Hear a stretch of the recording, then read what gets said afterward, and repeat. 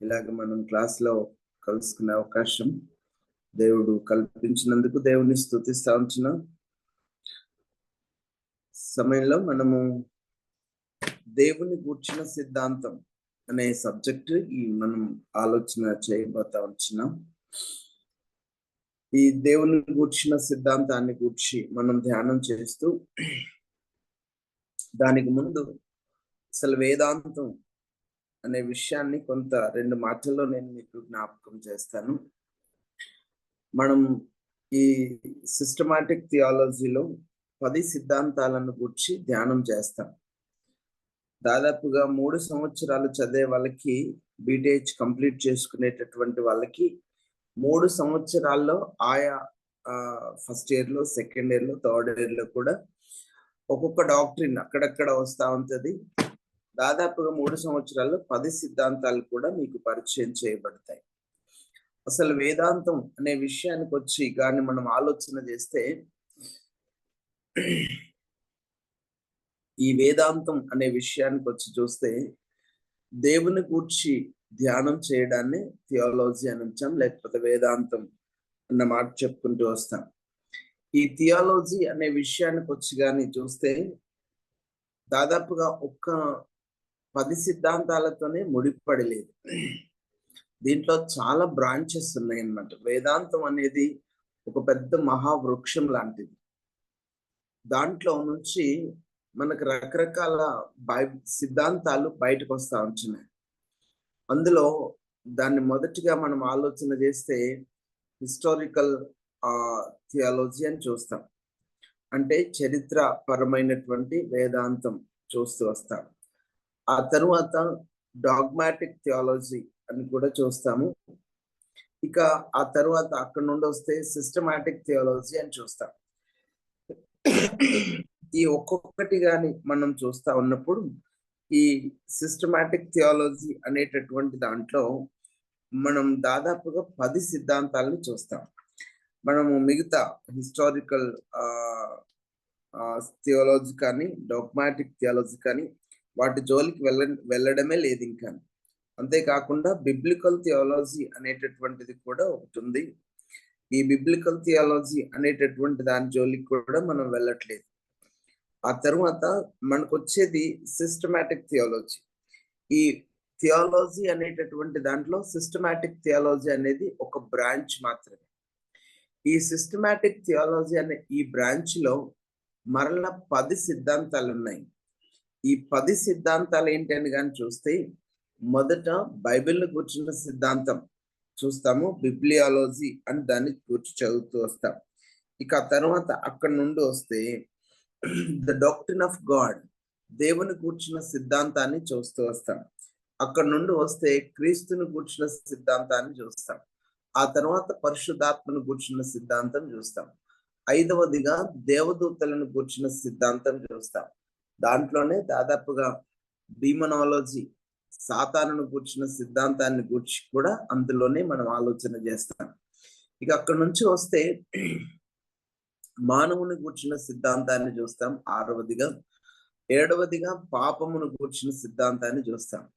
8వది రక్షణ కూర్చున్న సిద్ధాంతాన్ని చూస్తాము. 9వది సంఘాన్ని కూర్చున్న సిద్ధాంతం చూస్తాం.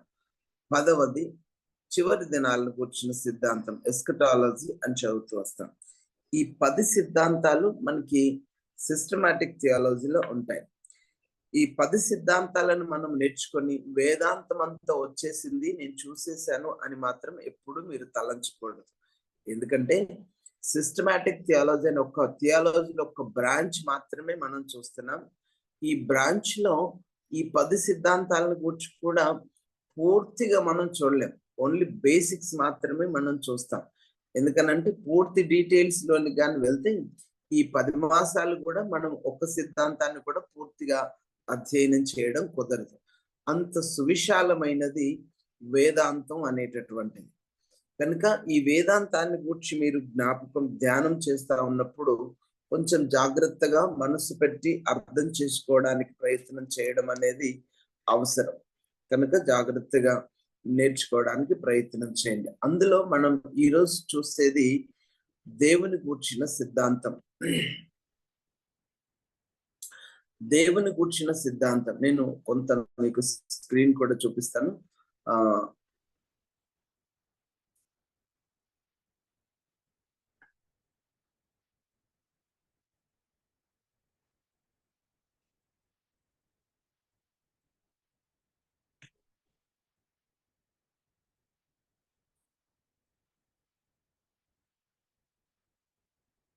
రైట్, ఇలా పెట్టుకోవచ్చు. దేవుని గూర్చిన సిద్ధాంతం. ఈ దేవుని గూర్చిన సిద్ధాంతం అనేటటువంటి దాన్ని మనం జ్ఞాపకం చేసుకున్నప్పుడు దీన్ని వేదాంత పరిభాషలో థియాలజీ ప్రాపర్ అని పిలుస్తాం. వేదాంతంలో దీన్ని ఏమని పిలుస్తామంటే థియాలజీ ప్రాపర్. థియాలజీ ప్రాపర్ అనేటటువంటి దాన్ని డాక్ట్రిన్ ఆఫ్ గాడ్ అని పిలుస్తాం. డాక్ట్రిన్ ఆఫ్ గాడ్ అనే విషయానికి వచ్చినప్పుడు ఒక్క దేవుని గూర్చిన అధ్యయనం చేసేటటువంటి దాన్ని డాక్ట్రిన్ ఆఫ్ గాడ్ అంటామన్నమాట. థియాలజీ ప్రాపర్ అన్న మాటతో చెప్తాం. ఇక ఈ థియాలజీ అనేటటువంటి మాట ఎలా వచ్చింది మనం అని కానీ ఆలోచన చేస్తే, వేదాంతం అంటే ఏంటో నేను కొంత మీకు జ్ఞాపకం చేస్తా. ఓన్లీ థియాలజీ ప్రాపర్ కోసమే, వేదాంతం అంతటి కోసం చూస్తాను. వేదాంతం థియాలజీ అనేది ఒక పెద్ద వృక్షం లాంటిదని చెప్పాను. దాంట్లో సిస్టమాటిక్ థియాలజీ అనే ఒక బ్రాంచ్కి వచ్చి ఆ బ్రాంచ్ లో థియాలజీ ప్రాపర్ అంటే ఏంటో చూస్తా ఉంటున్నాం. దాంట్లో దేవుని గూర్చిన అధ్యయనం తెలియచేసేటటువంటి శాస్త్రం థియాలజీ ప్రాపర్ కోసం ఆలోచన చేస్తున్నాం. ఇక థియాలజీ అనేటటువంటి మాట కొంచెం మనకు అర్థం కావాలి కనుక ఈ వేదాంతం ఆంగ్లంలో థియాలజీ అని అంటాం. థియాలజీ అనే పదం 2 గ్రీక్ పదాల కలయిక వలన ఏర్పడిన పదం థియాలజీ. ఈ థెయోస్ అనే మాటకి, థెయోస్ అనగా దేవుడు అని అర్థం అనమాట. ఈ థెయోస్ అన్న మాటతో కలిపి లోగోస్ అన్న మాట కలిపితే, లోగోస్ అంటే అర్థం ఏంటి అని అంటే వాక్యం లేక వర్డ్ లేదా డిస్క్రిప్షన్ అన్నమాట చెప్తూ వస్తాం. దాన్నే వివరణ అన్నమాట కూడా చెప్తూ వస్తాం అన్నమాట. ఈ డిస్కోర్స్ అన్న మాటతో కూడా లోగోస్ అన్న మాటకి డిస్కోర్స్ అన్న మాట కూడా వివరణ ఉంది. సో ఈ మాట, ఈ 2 పదాలు కలిస్తే థియాలజీ అయిందనమాట. దీని గూర్చి మనం ఒక మాటలో చెప్పాలంటే దేవుని గూర్చి అధ్యయనం చేసేటటువంటి శాస్త్రం, దేవుని గూర్చిన ధ్యానం అన్న మాటతో కూడా చెప్పొచ్చు అనమాట. ఇక ఈ విషయానికి వస్తే దేవుని గూర్చి మనం అధ్యయనం చేయడం ప్రారంభించినప్పుడు, దేవుని గూర్చి ఒకవేళ మనం పూర్తిగా అధ్యయనం చేయగలమా అన్న విషయానికి వస్తే, అనంతుడైనటువంటి దేవుని గూర్చిన జ్ఞానం పరిమితి గల మానవ మేధస్సుకు అందనంత ఉన్నతమైనది. దేవుడు అనంతుడు. ఒకవేళ తన గూర్చి పూర్తి అవగాహన మనకు వచ్చింది అన్న మాట చెప్తే మనం ఈ మాట చెప్పలేం. గాడ్ ఈజ్ ఇన్ఫినైట్ అన్న మాట చెప్పలేం. ఎందుకనంటే ఇన్ఫినైట్ అంటే మన జ్ఞానమునకు అందనంత అనంతమైనది అని అర్థం. అలాంటప్పుడు మన జ్ఞానానికి అందనంత గొప్పవాడు దేవుడు. అలాంటి దేవుని గూర్చి మనం పూర్తిగా అధ్యయనం చేసి సర్వత్రా అన్ని విషయాలు అర్థం చేసుకోవడం వల్ల పడుతుందా అని కానీ ఆలోచన చేస్తే అది కుదరదు అన్న విషయం మనకు బైబిలే సాక్షాత్తు జ్ఞాపకం చేస్తా ఉంటున్నది. ఒకవేళ మీరు బైబిల్లోనికి వచ్చి కొన్ని రిఫరెన్సెస్ మీకు స్క్రీన్ పైన చూపించినట్లుగా యెషయా గ్రంథం 55వ అధ్యాయంలోనికి వచ్చి చూస్తే అక్కడ దేవుడు మాట్లాడుతూ ఈ మాట చెప్తూ వస్తాడు. 8-9 వచనాల్లో అంటాడు కదా, నా తలంపులు మీ తలంపుల వంటివి కావు, మీ త్రోవలు నా త్రోవల వంటివి కావు, ఇదే యెహోవా వాక్కు.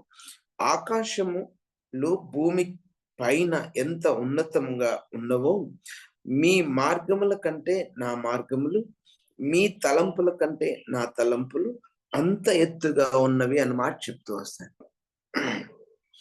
ఆకాశం కంటే భూమి ఎంత ఎత్తుందో ఇప్పటికీ మానవ మేధస్సుకు అర్థం కాలే. దేవుడు అంటాడు, నా తలంపులు మీ తలంపుల వంటివి కావు అని చెప్తూ, మీ తలంపుల కంటే నా తలంపులు ఆకాశం కంటే, భూమి కంటే ఆకాశం ఎంత ఉన్నతంగా ఉందో అంత ఉన్నతమైనది అన్నమాట చెప్తాడు. అంటే మనం దేవుని గూర్చిన తలంపులను గురించి ఆలోచన చేసిన మన మానవ మేధస్సుకు అందనంత ఉన్నతమైనవి అన్నమాట జ్ఞాపకం చేస్తూ వస్తాడనమాట. అలాంటప్పుడు దేవుణ్ణి గూర్చిన పరిపూర్ణ జ్ఞానం మనం ఎలా పొందుకోగలం అన్న మాటకొచ్చి గాని ఆలోచన చేస్తే సంపూర్ణమైన దేవుని జ్ఞానాన్ని మనం పొందుకోలేము. అది వాస్తవం అన్న విషయాన్ని చూస్తాం. ఎందుకంటే దేవుని గూర్చిన పరిపూర్ణ జ్ఞానం ఏ మనుషునికి, ఏ మానవునికి కూడా లేదు. దేవుని గూర్చి తెలుసుకోవడానికి మనం దేవుని వాక్యము ద్వారా ఆయన గూర్చిన అవగాహన చేసుకోవడానికి ప్రయత్నం చేస్తున్నాం.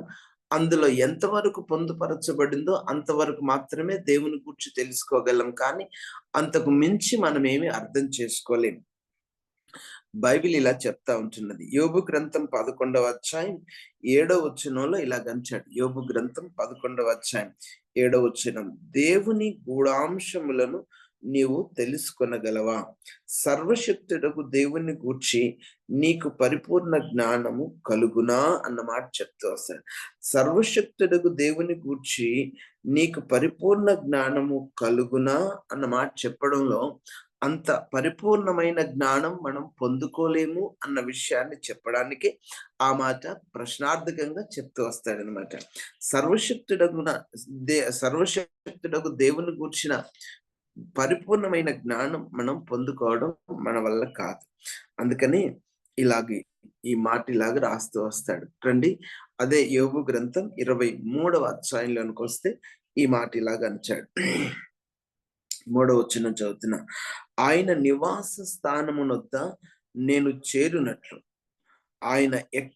ఆయనను ఎక్కడ కనుగొందును అది నాకు తెలియబడును గాక. ఆయన సన్నిధి నేను నా వ్యాజ్యము విషదపరచెదను, వాదములతో నా నోరు నింపుకొనేదను అని చెప్పుకుంటూ వచ్చిన ఆయన, నేను తూర్పు దిశకు వెళ్ళినను ఆయన అచ్చట లేడు, పడమటి దిశకు వెళ్ళినను అచ్చట ఆయన కనబడలేదు అంటాడు. ఇలాగా వెతుకుతూ 9వ వచనానికి వస్తే ఆయన పనులు జరిగించుచు ఉత్తర దిశకు పోయినను ఆయన నాకు కనవచ్చుట లేదు, దక్షిణ దిశకు ఆయన ముఖము త్రిప్పుకొని ఉన్నాడు, నేను ఆయనను కనుగొనలేను అన్నమాట చెప్తాడు. కిందకు వస్తే చివరి మాటలో నేను ఆయనను కనుగొనలేను అన్న మాట చెప్తూ వస్తాడు. అనగా దేవుణ్ణి కూర్చిన జ్ఞానం మనం పొందుకోవడానికి, ఆయనను పరిపూర్ణంగా తెలుసుకోగలమా అన్న విషయానికి వస్తే ఆయన్ని కనుక్కోవడం అంత సులువేమి కాదు. ఆయన కూర్చున్నటువంటి పరిపూర్ణ జ్ఞానం మనం పొందుకోవడం అనేటటువంటిది అంత జరిగేటటువంటిది ఏమి కాదు. అందుకని దేవుని గూర్చి మనం ఎంత ఆలోచన చేసినా బైబిల్లో ఉన్నంత వరకే మనం ఆయన గూర్చి అధ్యయనం చేసి నేర్చుకోగలం. కానీ బైబిల్లో మరి ఆయన గూర్చి పూర్తిగా తెలియచేయబడిందా అంటే చాలా సంగతులు దేవుని గూర్చి మర్మయుక్తంగానే వ్రాయబడి ఉంటున్నాయి. ఆ పూర్తి మర్మయుక్తంగా వ్రాయబడినటువంటి ప్రతిదాని వివరణ మనకేమైనా అందుతుందా అంటే అది ఏమాత్రం అందదు అన్న విషయాన్ని గూర్చి మనం అర్థం చేసుకోగలం. కొత్త నిబంధనలో మీకు ఇంకొక మాట జ్ఞాపకం చేస్తాను, మీరు నోట్ చేసుకోనండి. రోమీలకు రాసిన పత్రిక 11వ అధ్యాయం 33 నుంచి చదువుతూ వస్తే ఇలాగ వ్రాయబడి ఉంటున్నది. 33వ వచనం నుంచి, ఆహా, దేవుని బుద్ధి జ్ఞానముల బాహుల్యము ఎంతో గంభీరము, ఆయన తీర్పులు శోధింపనెంతో అసఖ్యములు, ఆయన మార్గము ఎంతో అగమ్యములు. ప్రభు మనస్సు ఎరిగిన వాడెవడు? ఆయనకు ఆలోచన చెప్పిన వాడెవడు? ముందుగా ఆయనకిచ్చి ప్రతిఫలము పొందగల వాడెవడు? ఆయన మూలమును ఆయన ద్వారాను ఆయన నిమిత్తము సమస్తము కలిగి ఉన్నది. యుగముల వరకు ఆయనకు మహిమ కలుగును గాక. ఆమేనంట. దేవుని కూర్చిన బుద్ధి జ్ఞానముల బాహుల్యం ఎంతో గంభీరం అని అంటాడు. అది ఆయన తీర్పులను ఒకవేళ మనం శోధించడానికి ప్రయత్నం చేసినా అది సఖ్యమయ్యే పని కాదు అన్న మాట చెప్తూ వస్తాడు. అంటే దేవుని గూర్చిన జ్ఞానమును గూర్చి కానీ, ఆయన బుద్ధి జ్ఞానములను గూర్చి కానీ, ఆయన తీర్పులను గూర్చి కానీ, ఆయన దేనిని గూర్చి మనం శోధించి తెలుసుకోవడానికి ప్రయత్నం చేసిన అది అంత తేలికైనది కాదన్న విషయాన్ని భక్తుడు తెలియజేస్తాడనమాట. సో అందుకని మనకు దేవుడి వాక్యంలో ఏమి వ్రాయబడి ఉంటున్నదో దేవుని గూర్చి అది మాత్రమే తెలుసుకోగలం. కానీ అంతకు మించి నువ్వేమైనా తెలుసుకోవడానికి ప్రయత్నం చేస్తే అది వీలు పడదన్న విషయం మనకు అర్థమవుతా ఉంటది. అంతెందుకు, దేవుని వాక్యంలో దేవుని గూర్చిన పూర్తి జ్ఞానం వ్రాయబడి ఉంటుందా అన్న విషయం గాని ఆలోచన చేస్తే అంతా వ్రాయబడి ఉండలేదన్న విషయానికి చాలా వాక్యాలు సాక్ష్యం చెప్తా ఉంటున్నాయి. అందులో మొట్టమొదటి మాట ద్వితీయోపదేశ కాండం 29వ అధ్యాయం 29వ వచనాన్ని గాని చదివి చూస్తే ఇలా అంటాడు. 29వ అధ్యాయం 29వ వచనం, రహస్యములు మన దేవుడైన యెహోవాకు చెందును. అయితే మనము ఈ ధర్మశాస్త్ర వాక్యములన్నింటినీ అనుసరించి నడుచుకున్నట్లు బయలుపరచబడినవి ఎల్లప్పుడూ మనవి మన సంతతి వారివి నగునని చెప్పుదురు అని అంటాడు. బయలుపరచబడినవి మనవి, మన సంతతి వారిది. అంటే బయలుపరచబడకుండా ఉన్నటువంటిది మనది కాదు, అది దేవుడికి సంబంధించినటువంటిది. అందుకని దేవుడు సమస్తాన్ని గూర్చి మనకు బయలుపరిచినాడు అంటే అది ఎంతవరకు మనకు అవసరమో అంతవరకు మాత్రమే దేవుడు తను గూర్చిన సంగతి మనకు తెలియచేశాడు. తను గూర్చి తెలియచేయకుండా మర్మయుక్తంగా దాచిపెట్టిన మర్మములు అనేటటువంటివి చాలా ఉన్నాయి. బైబిల్లో ఇప్పటికీ కూడా మర్మము, దాన్ని అలా ముద్రించి ఉంచు అని చెప్పబడిన విషయాలు మనం చాలా చదువుతాం. అట్లాంటివి అందులో ఏముందో మనకు తెలియదు. అందుకని దేవుని గూర్చిన పరిపూర్ణ జ్ఞానం మనం పొందుకోగలం అన్న విషయంతో మనం ఎప్పుడు ధ్యానం చేయలేం. ఎందుకంటే ఆ జ్ఞానం మనకు అందదు అన్న విషయం దేవుని వాక్యమే మనకు తెలియచేస్తా ఉంటుంది. అందుకని యేసుక్రీస్తు ప్రభువారు మాట్లాడుతూ ఇలా అంటాడు. ఏమంటాడు? 14వ అధ్యాయం యోహాను సువార్త 7వ వచనంలో అంటాడు, మీరు నన్ను ఎరిగి ఉంటే నా తండ్రిని ఎరిగి ఉందురు. ఇప్పటి నుండి మీరు ఆయనను ఎరుగుదురు, ఆయనను చూసి ఉన్నారని చెప్పాను అంటాడు. ఇప్పటి నుండి మీరు ఆయనను ఎరుగుదురు అనగా క్రీస్తును బట్టి ఆయన ఎంతవరకు ఆయనను బయలుపరిచి ఉంటున్నాడో ఆయన ద్వారా మనము దేవుని గూర్చిన కొంత జ్ఞానం పొందుకోగలం. అంతకుముందు దేవుని గూర్చిన పరిపూర్ణ జ్ఞానం మనకు తెలియదు. ఆయన ఎంతవరకు బయలుపరిచినాడో అంతవరకు మాత్రమే ఆయన ద్వారా ఆయన చూసి కొంత మనం అవగాహన చేసుకోగలుగుతుంటున్నాము. కానీ అంతకుముందు దేవుని గూర్చిన పరిపూర్ణ జ్ఞానం మనకు తెలియదు. ఎందుకంటే బైబిల్ అంచాడు, ఎవడును ఎప్పుడైనాను దేవుని చూడలేదు, తండ్రి రమ్ముననున్న అద్వితీయ కుమారుడే ఆయనను బయలుపరచునని యోహాను సువార్త 1వ అధ్యాయం 18వ వచనంలో చదువుతాం. సో ఆ విధంగా ఆయన బయలుపరిచిన క్రీస్తు యేసు ప్రభు ద్వారా మాత్రమే మనకు కొంత తెలుసు అన్నమాట. అందుకని అద్వితీయ సత్య దేవుడవైన నిన్నును నీవు పంపిన యేసు క్రీస్తును ఎరుగుటయే నిత్య జీవమని ఆయన ఎరగడం, ఆయన తెలుసుకోవడం అనే విషయం కోసం నీకు ఆ యోహాను సువార్త 17వ అధ్యాయం 3వ వచనంలో చెప్తూ వస్తాడు. అందుకని ప్రభువైన యేసుక్రీస్తు వారి నిజమైన దేవుడు, దైవత్వం యొక్క స్వరూపం అన్న విషయం మనం అర్థం చేసుకోగలిగితే ఆయనలో దేవుని గూర్చిన జ్ఞానం కొంత మనం అర్థం చేసుకోవడం వీలు పడుతుంది. అంతకు మించి మనకేమి తెలియదు. సరే, ఈ విధంగా లేఖనాల్లో మన కొరకు ఏమి బయలుపరచబడ్డాయో అది మాత్రమే దేవుని గూర్చి మనం అర్థం చేసుకోగలుగుతున్నాం. సరిగదా? సరే అయ్యా, బానే ఉంది. అయితే నేను దేవుని గూర్చి తెలుసుకోవాల్సిన ఆవశ్యకత నాకేముంది? నేనెందుకు దేవుని గూర్చి పూర్తిగా అధ్యయనం చేసి నేను తెలుసుకోవాలి? తెలుసుకోకపోతే ఏమవుతుంది? తెలుసుకుంటే నాకు కలిగే లాభం ఏంటి అని గాని మనం ఆలోచన చేస్తే మనం బైబిల్లో నుంచి ఈ మాటలు ఇలాగ చూస్తాం. దేవుని గూర్చిన జ్ఞానం నాకేం చేయను అని ఒకవేళ నువ్వు ప్రశ్నేసుకొని ఆలోచన చేస్తే ఓ 4 సంగతులు మనకి అర్థమవుతాయి. అందుకని దేవుని గూర్చిన జ్ఞానం లేకపోతే దేవుని గూర్చిన సిద్ధాంతాన్ని మనం పూర్తిగా అధ్యయనం చేయడం అవసరం అన్న విషయం ఈ 4 విషయాలు మనకు తెలియజేస్తా ఉంటున్నాయి. తప్పకుండా అవసరమే. తప్పకుండా మనం జ్ఞాపకం చేసుకుని దేవుని గూర్చిన సిద్ధాంతాన్ని ధ్యానం చేస్తే కలిగే లాభం ఏంటనంటే ఈ మాట చెప్తూ వస్తాను. మొట్టమొదటి మాట, దేవుని గూర్చిన జ్ఞానం నిన్ను క్రమపరుస్తుంటున్నది. నిన్ను క్రమపరుస్తుంటున్నది అంటే ఇంకో మాటలో చెప్పాలనంటే ఇలాగూ రాయబడి ఉంటున్నది. ఏమంటే ఇన్స్ట్రక్టివ్, నిన్ను క్రమపరుస్తా వస్తుంది. ఒక మాటలో చెప్పాలంటే జీవితంలో ఈ లోకంలో బ్రతికేటటువంటి జీవితం అనేటటువంటిది ఎలా ఉంది అని కానీ ఆలోచన చేస్తే నిజానికి ఒక క్రమమైన పద్ధతిలో లేదు. మనిషే ఒక క్రమమైన పద్ధతిలో లేడు. తనకిష్టం వచ్చినట్లుగా తన జీవితాన్ని గడిపేస్తా ఉంటున్నాడు. అలాంటి పరిస్థితిలో ఉన్న మనకి జీవితం అంటే ఏంటో నేర్పించేది దేవుడు. జీవితాన్ని మనం ఎలా జీవించాలో, దాన్ని ఎలా వాడుకొని ఆ తర్వాత ముగించగలమో అనేటటువంటి సత్యాన్ని తెలియచేసేది దేవుడు. అందుకని దేవుడున్నాడు అనేటటువంటి ఆలోచన మనకున్నప్పుడు, దేవుడున్నాడు అనేటటువంటి జ్ఞానం మనకు అందినప్పుడు, తప్పకుండా దేవుని సన్నిధానానికి చేరాల్సిన మనం దేవుని క్రమములో నిలిచి ఉన్నప్పుడు, దైవ క్రమానికి లోబడినప్పుడు మాత్రమే దేవుని సన్నిధికి చేరుకొని ఆయన సన్నిధిని ఆనందించగలం అన్న విషయం మనకు అర్థమవుతూ వస్తుంది. అందుకని దేవుని గూర్చిన జ్ఞానం నిన్నేం చేస్తుందనంటే, నీకు ఇష్టమైనట్టు జీవించకుండా అక్రమమైన ప్రతి విషయంలో నుంచి నిన్ను నీవు క్రమపరుచుకొని దేవునికి లోబడి పాప జీవితాన్ని విడిచిపెట్టి పరిశుద్ధతలోనికి వస్తావు. ఎందుకంటే దేవుడు అన్నాడు, నేను పరిశుద్ధుడని కనుక మీరును పరిశుద్ధులై ఉండండి అన్న మాట చెప్పాడు కదా.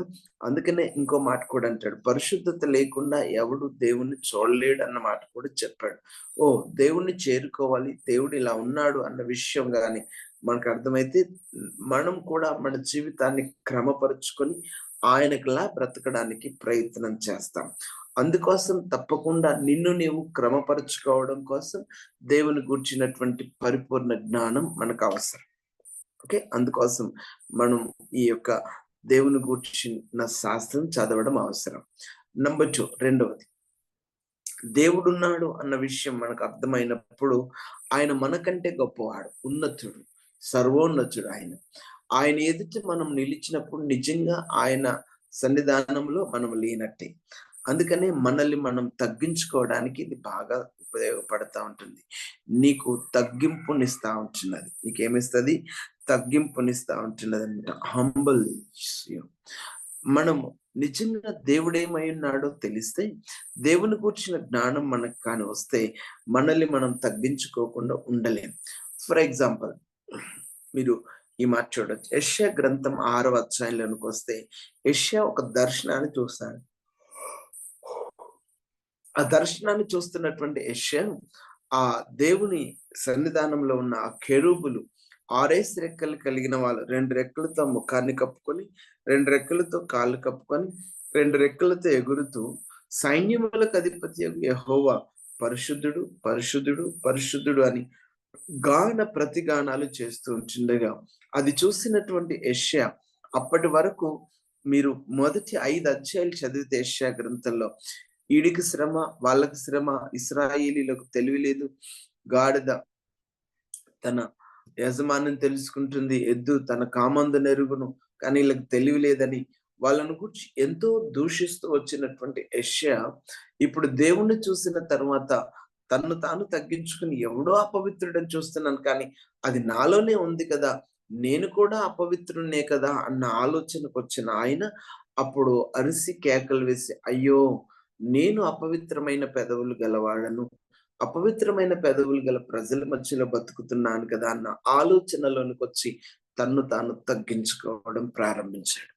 నిజమే, దేవుని కూర్చిన జ్ఞానం గాని మనకున్నప్పుడు మనల్ని మనం తగ్గించుకొని బ్రతకడానికి ప్రయత్నం చేస్తాం. నంబర్ 3, మూడవ ఆ ఆలోచన ఏంటి? దేవుని గూర్చిన జ్ఞానం మనకొస్తే మనకున్న లాభం ఏంటి అని కానీ చూస్తే, మనల్ని మనం ప్రోత్సహించుకుంటాం.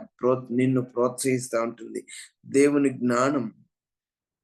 దేవుని గూర్చిన జ్ఞానం, the knowledge of God will encourage you. అంటే the knowledge of God will encourage you, నిన్ను ప్రోత్సహిస్తా ఉంటున్నది. ఏమని ప్రోత్సహిస్తా ఉంటున్నది అన్న విషయానికి వస్తే, ఆయన గుణలక్షణాలను గూర్చి మనం చదువుతుంటున్నప్పుడు ఆయన ఏమై ఉన్నాడో కానీ మనకు అర్థమైతే, ఆయన ఎంత ఉన్నతుడో, ఆయన సర్వవ్యాపి, సర్వాంతర్యామి, సర్వ జ్ఞాని అన్న విషయం మనం ఆలోచన చేస్తూ ఉంటున్నప్పుడు, ఆయన అంత గొప్పతనాన్ని గూర్చి మనం ధ్యానం చేస్తున్నప్పుడు ఆయన దగ్గరికి వచ్చి ఆయనను ఆరాధించకుండా, గణపరచకుండా ఉండలేం. ఎందుకంటే ఆయన ఆయన ఉన్నతిని, ఆ ఉన్నత స్థితిని మనం చూస్తున్నప్పుడు తప్పకుండా మన హృదయం బలపరచబడ్డం, మనల్ని మనం భద్రపరచుకోవడం, మన హృదయం ఉప్పొంగి ఆయన ఆరాధించకుండా ఉండలేం. చూడండి, ఎవరైనా గొప్ప వ్యక్తిని మనం చూస్తూ ఆయన యొక్క గొప్పతనం తెలిసినప్పుడు ఆయన ఎదుట మనం తప్పకుండా ఆయన పొగడకుండా ఉండలేం. ఆయనతో పాటు ఆయనకు వలె ఉండడానికి కూడా మనం ప్రోత్సహించబడుతూ వస్తాం. ఏంటి దేవుని కూర్చున్న జ్ఞానం మనల్ని ఏ విధంగా ఎంకరేజ్ చేస్తుందనంటే, దేవుడింత ఉన్నతమైనటువంటి వాడు, నేను కూడా ఆయనను చేరుకోవడానికి అలాంటి స్థితిలోనికి రావాలి అనేటటువంటి ఆ ప్రోత్సాహం మనలో కలుగుతా ఉంటది. ఆ ప్రోత్సాహం కలుగుతా ఉంటది. అందుకని దేవుని గూర్చిన జ్ఞానం నీకేమి లాభాన్ని ఇస్తుందంటే, నిన్ను క్రమపరుస్తుంది, నిన్ను నీవు తగ్గించుకొని ఈ లోకంలో బ్రతుకుతూ వస్తా, నిన్ను నీవు ప్రోత్సహించుకొని దేవుని యొక్క స్వరూపంలోనికి ఎదగడానికి ప్రయత్నం చేస్తా. ఇక 4వ దానికి వస్తే, నిన్ను రూపుదిద్దుతా ఉంటున్నది. ఏం చేస్తుంది అనంటే, అనుసరించుటకు నీ కొరకు మాదిరి, తర్వాత మన సృష్టికర్త అయిన దేవుని నైతిక లక్షణాలను అనుసరించి జీవితములను పొందించుకోవడానికి మనం ప్రయత్నం చేస్తాం. అందుకనే చదువుతాం కదా, నేను పరిశుద్ధుడను మీరును పరిశుద్ధులై ఉండండి అన్నమాట చదువుతూ వస్తాం. నిజమే, దేవుడు ఏమై ఉన్నాడో అది మనకు అర్థమైనప్పుడు మనల్ని మనం రూపుదిద్దుకోవడానికి ప్రయత్నం చేస్తాం. మన జీవితాన్ని సరిదిద్దుకోవడానికి ప్రయత్నం చేస్తాం. అందుకని దేవుని గూర్చిన పరిపూర్ణ జ్ఞానం మనకు అవసరం, నేర్చుకోవడం కూడా అవసరమైనట్లుగా మనం చూస్తాం. ఓకే, వేదాంతం అంటే ఏంటో చూసాం. ఎందుకు ఆ దేవుని గూర్చిన జ్ఞానం నాకు అవసరం అన్న విషయాన్ని కూడా చూస్తూ వచ్చినాం. ఇక రండి, మనము కాస్త వేదాంతం లోపలికి వెళదాం. దేవుని గూర్చిన జ్ఞానం, దేవుని గూర్చిన సిద్ధాంతం లోపలికి వెళితే మనకు ఈ విధంగా కొన్ని విషయాలు అర్థమవుతూ వస్తాయి. ఒక్కొక్కటిగా నేను మీకు వివరించడానికి ప్రయత్నం చేస్తాను. దయచేసి ప్రతిదీ కూడా నోట్ చేసుకోవడానికి ప్రయత్నం చేయండి. ప్రతి విషయాన్ని మనం అర్థం చేసుకుందాం. ఒక్కొక్కటిగా మనం ధ్యానం చేస్తాం. ఓకే,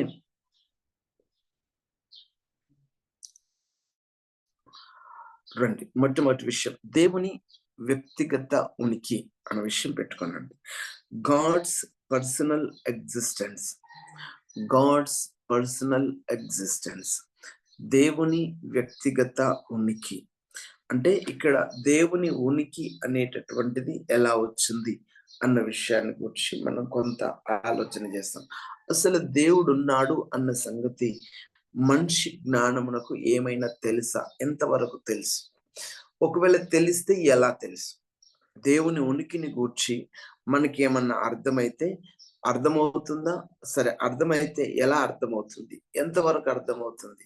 ఒకవేళ అర్థమైంది అనుకుంటే దేన్ని బట్టి మనకు అర్థమైంది దేవుడు ఉన్నాడన్న సంగతి? దేవుని ఉనికిని గూర్చిన విషయం మనకి ఎలా తెలుస్తుంది? ఓకే, ఈ విషయాన్ని గురించి మనం బైబిల్లోనికి వెళ్ళి ఆలోచన చేయకముందు లోకం ఏం చెప్తుందో కొంత అధ్యయనం చేయడానికి ప్రయత్నం చేద్దాం. లోకంలో అనగా ఈ సమాజంలో ఉన్నటువంటి దేవుని ఉనికిని గూర్చినటువంటి తెలియచెప్పినటువంటి కొన్ని శాస్త్రాలను నేను మీకు టూకీగా జ్ఞాపకం చేస్తా. దయచేసి మీరు నోట్ చేసుకోనండి. దానికోసం ఒక్కొక్కటి నేను మాట చెప్తాను, అంతేగాని దాన్ని పూర్తిగా ధ్యానం చేయలేం. ఎందుకంటే ఒక్కొక్క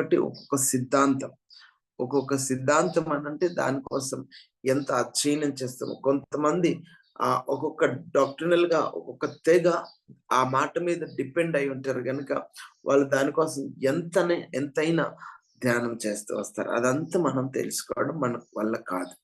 అందుకని మానవ మనస్సులో దేవుడు అనే ఆలోచన తెలియచేయగలిగినటువంటి కొన్ని పదాలు నేను మీకు ఒక్కొక్కటి తెలియజేస్తాను. ఇక ఈ దేవుని గూర్చి ఇతర సిద్ధాంతములు అని పెట్టుకోనండి. పాయింట్ ఏ రాసుకొని, దేవుని గూర్చి ఇతర సిద్ధాంతములు బైబిల్లో కాకుండా బయట నుంచి ఏం చెప్పబడ్డాయి దేవుడు ఉన్నాడు అనేటటువంటి దానికోసం, ఆయన ఉనికిని గూర్చి ఏ విధంగా చెప్పబడ్డదో ఒక్కొక్కటిగా నేను మీకు ముందుంచుతాను. దయచేసి చూడండి. నంబర్ 1, మొట్టమొదటి రాసుకోనండి, ఎథిజం. ఓకే, ఈ ఎథిజం అన్న విషయానికి వచ్చినప్పుడు నాస్తికత్వం. ఈ నాస్తికత్వం అనే మాట వచ్చినప్పుడు ఏమని ఆలోచన చేస్తామనంటే దేవుడు లేడు, లేక దేవుని ఉనికిని తిరస్కరించడం, దేవుడు లేడని చెప్పేటటువంటి వాదనను నాస్తిక వాదం, ఎథిస్టిక్ వ్యూ అన్నమాట చెప్తూ వస్తుంది. ఎథిస్టిక్ వ్యూ, నాస్తిక వాదం. ఇక దేవుడు లేడు అని చెప్పడంలో చాలా మంది దీనికోసం చాలా వాదన చేస్తా ఉంటున్నారు. కొన్ని దేశాలే దేవుని మీద నమ్మకం ఉంచకుండా ఎథిస్ట్ గా మిగిలిపోయినట్టుగా మనం చూస్తూ వస్తాం. కొంతవరకు అక్కడ స్వార్థ ప్రకటిస్తున్నప్పటికీ కూడా వాళ్ళ యొక్క వాదనంతా ఈ దేవుడు లేడనే మాట మీదనే ఉంటారు. సరే, ఈ ఎథిజం అనే మాట ఎలా వచ్చింది, అసలు ఆ పదం యొక్క అర్థం ఏంటి అన్న విషయం కోసం గాని మీరు ధ్యానం చేస్తే ఇలా చూడొచ్చు. థెయిజం అనే పదం తర్వాత దానికి ఏ అనేటటువంటి అక్షరం ప్రిఫిక్స్ చేస్తే అథిజం ఏర్పడింది అనమాట. ఈ థెయిజం అన్న మాటకి అర్థం ఏంటి అంటే ఇది కూడా థెయిజం అనేటటువంటిది గ్రీక్ పదం అన్నమాట. ఈ థెయిజం లేకపోతే థెయిజం అన్నమాట థెయోస్ అనే మాట నుండి వచ్చి, థెయోస్ అనగా దేవుడు అని అర్థం. థెయోస్ అన్న మాటకి గాడ్, దేవుడు అని అర్థం.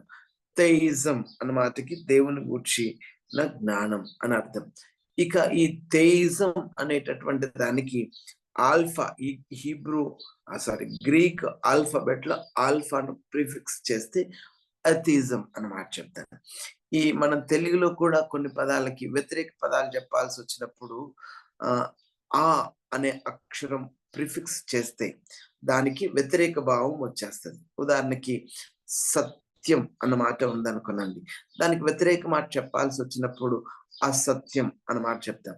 ఎందుకని ఆ అనేటటువంటి దానికి ప్రిఫిక్స్ చేస్తే సత్యం అనే మాటకి విరోధ భావమే తెలుస్తుంది అనమాట. ఇలాగా తెలుగులో కూడా చాలా పదాలు ఉన్నాయి. అలాగే గ్రీక్ లో కూడా ఈ ఏ అనేటటువంటి ఆల్ఫా అనేటటువంటి దాన్ని ప్రిఫిక్స్ చేస్తే దాని అర్థం విరుద్ధమైనట్టుగా చూస్తూ వస్తాం. థెయిజం అంటేనేమో దేవుడు ఉన్నాడని నమ్మడం, ఎథిజం అంటేనేమో దేవుడు లేడు అని చెప్పడం అనమాట. ఆ విధంగా ఈ పదం అనేటటువంటిది ఉనికిలోనికి వచ్చింది. దేవుడు లేడు అని చెప్పేటటువంటి వారు దాని అర్థం ఏంటి అన్న మాటకు వస్తే నిజానికి వాళ్ళ ఆలోచన అలా ఉంటది. ఒకప్పుడు మనం కూడా దేవుడు లేడు అన్నట్లుగా బ్రతికినటువంటి వాళ్ళం. దేవుడు లేని ప్రజలు అన్న మాటతోనే మన గురించి కూడా చెప్పబడిన విషయాలు మనం చూస్తాం. అందుకనే అపోస్తలుడైన పౌలు గారు ఎఫ్సీలకు రాసిన పత్రికలో మాట్లాడుతూ ఆయన అన్ని చిన్నులైనటువంటి వారిని గురించి మాట్లాడేటప్పుడు ఈ మాటే వాడుతూ వస్తాడు. అక్కడ ఏమంటాడనంటే ఇలాగ రాస్తాడు, మునుపు దేవుడు లేనటువంటి వారు అన్నమాట రాస్తారు. 2వ అధ్యాయం, ఎఫెసీయులకు రాసిన పత్రిక 2వ అధ్యాయంలో ఇలాగంచాడు. 12వ వచనం చదువుతున్నాను. ఆ కాలం ముందు ఇశ్రాయేలీలతో పౌరులు కాక పరదేశులు, వాగ్దాన నిబంధనలు లేని పరజనులు, నిరీక్షణ లేని వారును, లోకమందు దేవుడు లేని వారునై ఉండి అన్నమాట చెప్తారు. లోకమందు దేవుడు లేని వారై ఉన్నారు. సో దేవుడు లేని వారంటే దేవుణ్ణి నమ్మని వారు, దేవుణ్ణి అనుసరించని వారు అన్నమాట అర్థం చెప్పడం కోసం ఆ మాట బైబిల్లో వాడబడినట్లుగా చూస్తాం. ఎథిస్ట్ అన్నమాట వాడతాడు అక్కడ బైబిల్లో. ఎథిస్ట్ అన్నమాట వాడతాడు అంటే దేవుడు లేడు అన్నట్లుగా బ్రతికేటటువంటి వారు అన్నమాట. సో ఈ నాస్తికవాదం అనే విషయానికి వచ్చి గాని తెలుగులోకి వస్తే నాస్తికవాదం అంటాం కదా, ఎథిజం. ఈ నాస్తికవాదం అనే విషయానికి వచ్చి కానీ ఆలోచన చేస్తే బైబిల్ ఈ యొక్క సిద్ధాంతంలో 3 రకాలైనటువంటి నాస్తికులు ఉన్నారు. 3 kinds of atheists. మీరు నోట్ చేసుకోనండి, కొంత జాగ్రత్తగా మీరు రాసుకోవచ్చు. 3 kinds of atheists అన్నమాట. ఈ ఎథిజంను 3 categories లోనికి తీసుకొచ్చినారు. దాంట్లో మొట్టమొదటి కేటగిరీ ఏంటి అని అంటే ద ప్రాక్టికల్ ఎథిస్ట్ అన్నమాట చెప్తాడు. ప్రాక్టికల్ ఎథిస్ట్ అన్నమాట చెప్పాడు. అంటే వీళ్ళు ఏం చేస్తారు అని అంటే దేవుడు లేడు అన్నట్టుగా జీవించే వాళ్ళని ప్రాక్టికల్ ఎథిస్ట్ అన్నమాట చెప్తారన్నమాట. వీళ్ళ జీవిత విధానం ఎలా ఉంటది అని అంటే అసలు దేవుడే లేడు అన్నట్లుగా వారి యొక్క జీవన విధానం ఉండడం మనం గమనిస్తాం. ఇక రెండవ రకం, మొదటి రకం ద ప్రాక్టికల్ ఎథిస్ట్, రెండవ రకం ఏంటంటే the dogmatic atheist. Dogmatic atheist అన్నమాట. ఈ డాగ్మాటిక్ ఎథిస్ట్ DOGMATIC, డాగ్మాటిక్. ఈ డాగ్మాటిక్ ఎథిస్ట్, డాగ్మా అనే మాటకు అర్థం ఏంటంటే సిద్ధాంతం, డాక్ట్రిన్ అని అర్థం ఇస్తుంది అనమాట. అయితే ఈ డాగ్మాటిక్ ఎథిస్ట్ ని వీళ్ళని ఏమంటామంటే, వీళ్ళు ఓపెన్ గా దేవుడు లేడు అనేటటువంటి దేవుణ్ణి తిరస్కరిస్తూ వస్తారు. ఓపెన్ గా దేవుణ్ణి తిరస్కరిస్తూ వస్తారు. అందుకని వీళ్ళని మొదటి వాళ్ళు ఓపెన్ గా తిరస్కరించి మాట్లాడకపోయినా దేవుడు లేడు అన్నట్టుగా వారి జీవిత విధానం ఉంటది. ఇక రెండో రకం ఏంటంటే ఓపెన్ గానే దేవుడు లేడు అని దేవుణ్ణి తిరస్కరిస్తూ వస్తాడు. ఇక మూడో రకం ఏంటి అని అంటే ద వర్చువల్ ఎథిస్ట్ అంటే, virtual atheist, VIRTUAL, virtual atheist. ఈ వర్చువల్ ఎథిస్ట్ అనేటటువంటి వారు ఏం చేస్తారనంటే వాళ్ళ యొక్క నోటి మాటను బట్టి దేవుణ్ణి తిరస్కరిస్తారన్నమాట. నోటి మాటను బట్టి దేవుణ్ణి తిరస్కరిస్తారు. బై టైం ఏమంటారంటే they rejects God by their terminology. Okay, వారు దేవుని లేక నోటి మాటల ద్వారా తిరస్కరిస్తూ వస్తారు. అందుకని వీళ్ళను వర్చువల్ ఎథిస్ట్ అన్నమాట చెప్తూ వచ్చినారనమాట. సరే, ఈ విధంగా ఎథిస్ట్ అనేటటువంటి తెగ ఉన్నప్పటికీ మనము వాక్యంలోనికి వస్తే, సరే వీళ్ళు ఏమైనా చెప్తారులేండి, దేవుడు లేడు అని చెప్పడానికి వాళ్ళ వాదనలు చాలా ఉన్నప్పటికీ మనం ఒకవేళ దీన్ని ఎంతవరకు అంగీకరించవచ్చు, బైబిల్ ఏం చెప్తుంది మనకి అని కానీ బైబిల్లోనికి వచ్చి చూస్తే, బైబిల్లో చాలా చక్కగా దేవుని ఉనికిని కూర్చిన వివరణ మనకు చాలా చక్కగా తెలియచేస్తూ వస్తాడు. ఒకవేళ మీరు కీర్తనల గ్రంథం 14వ కీర్తనలోనికి వచ్చి ఈ విధంగా చదవచ్చు. ఏమంటాడంటే, దేవుడు లేడని బుద్ధిహీనులు తమ హృదయములో అనుకొందురు అని మాట చెప్తారు. దేవుడు లేడు అనుకునేటటువంటి వారు ఎవరు అని కానీ చూస్తే, దేవుడు లేడు అని చెప్పేటటువంటి వాడు బుద్ధిహీనుడు అన్నమాట చెప్తూ వస్తాడు. బుద్ధిహీనుడు అనగా నిజంగా బుద్ధి ఉన్నవాడు ఎప్పుడు కూడా దేవుడు లేడు అన్నమాట చెప్పలేడు. దేవుడు లేడని చెప్తే వాడు తెలివి తక్కువడు అని అర్థం. అదే కీర్తన 10వ కీర్తనలోకి వచ్చి 4వ వచనాన్ని చదివితే ఇలాగంటాడు, ఎందుకు దేవుడు లేడని అంటారు అన్న విషయానికి వస్తే, దుష్టులు పొగరెక్కి యెహోవా విచారణ చేయడనుకొందురు, దేవుడు లేడని వారెల్లప్పుడూ వాదించుదురు అంటాడు. ఎందుకు వారు దేవుడు లేడు, బుద్ధి లేక దేవుడు లేడు, బుద్ధిహీనులు దేవుడు లేడని చెప్తారు. ఎందుకు వాళ్ళు అలా చెప్తున్నారు అన్న విషయానికి వస్తే, పొగరెక్కి, ఆ మాటని ఇలాగంటాడు, పొగరెక్కి దేవుడు లేడు అన్న మాట వాళ్ళు చెప్తూ వస్తారన్నమాట చెప్తూ వస్తాడు. నిజమే, దేవుడు లేడు అని చెప్పినంత మాత్రాన దేవుడు లేకపోలేదు. దేవుడు ఉన్నాడు అని చెప్పడానికి బైబిల్లో చాలా మాటలు, మనకు దేవుడు ఉన్నాడు అని చెప్పడానికి మనకు చాలా వాక్యాలు ఉన్నాయి.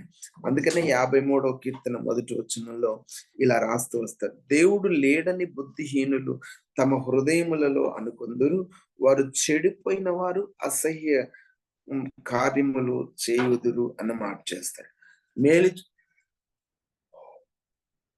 ఒక్కడు లేడంట, వారు చెడిపోయిన వారు.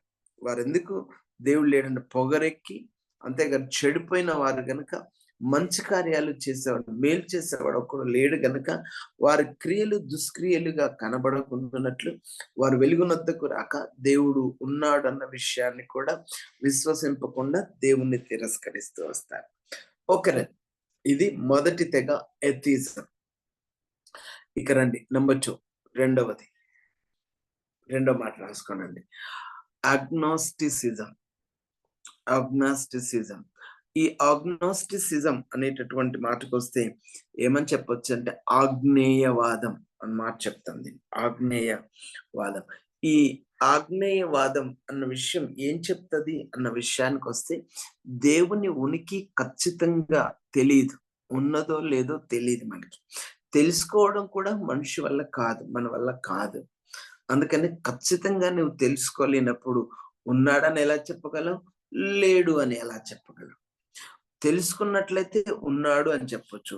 నీకు దేవుని ఉనికిని గురించి పరిపూర్ణ జ్ఞానం నీకు లేదు అని అంటే లేడని కూడా ఎలా చెప్పగలం? చెప్పలేం. ఎందుకంటే ఆయన గూర్చి పూర్తి అవగాహన మనుషుడు చేసుకోలేడు గనుక ఉన్నాడని గాని లేడని గాని చెప్పలేం. ఖచ్చితంగా దేవుని ఉనికి మనకు తెలియదు అన్న మాట చెప్పేటటువంటి వాళ్ళు అగ్నోస్టిసిజం. ఈ అగ్నాస్టిసిజం కూడా ఆ పదం కూడా ఇలాగే వచ్చింది.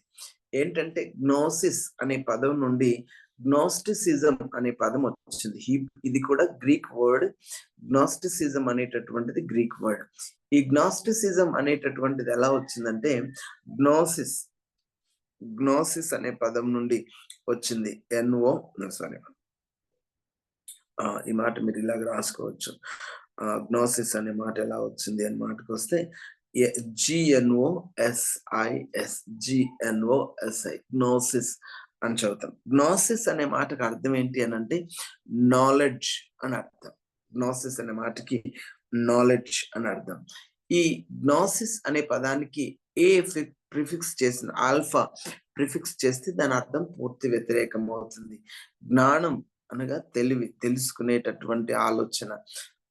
అగ్నోస్టిసిజం అన్నమాట చెప్పాల్సి వచ్చినప్పుడు అసలు దేవుని గురించిన జ్ఞానం మనకు లేదు అంత. అజ్ఞానం అంటే పూర్తి జ్ఞానం మనకు తెలియదు. అజ్ఞాన దశ అన్నమాట చెప్తూ వస్తారనమాట.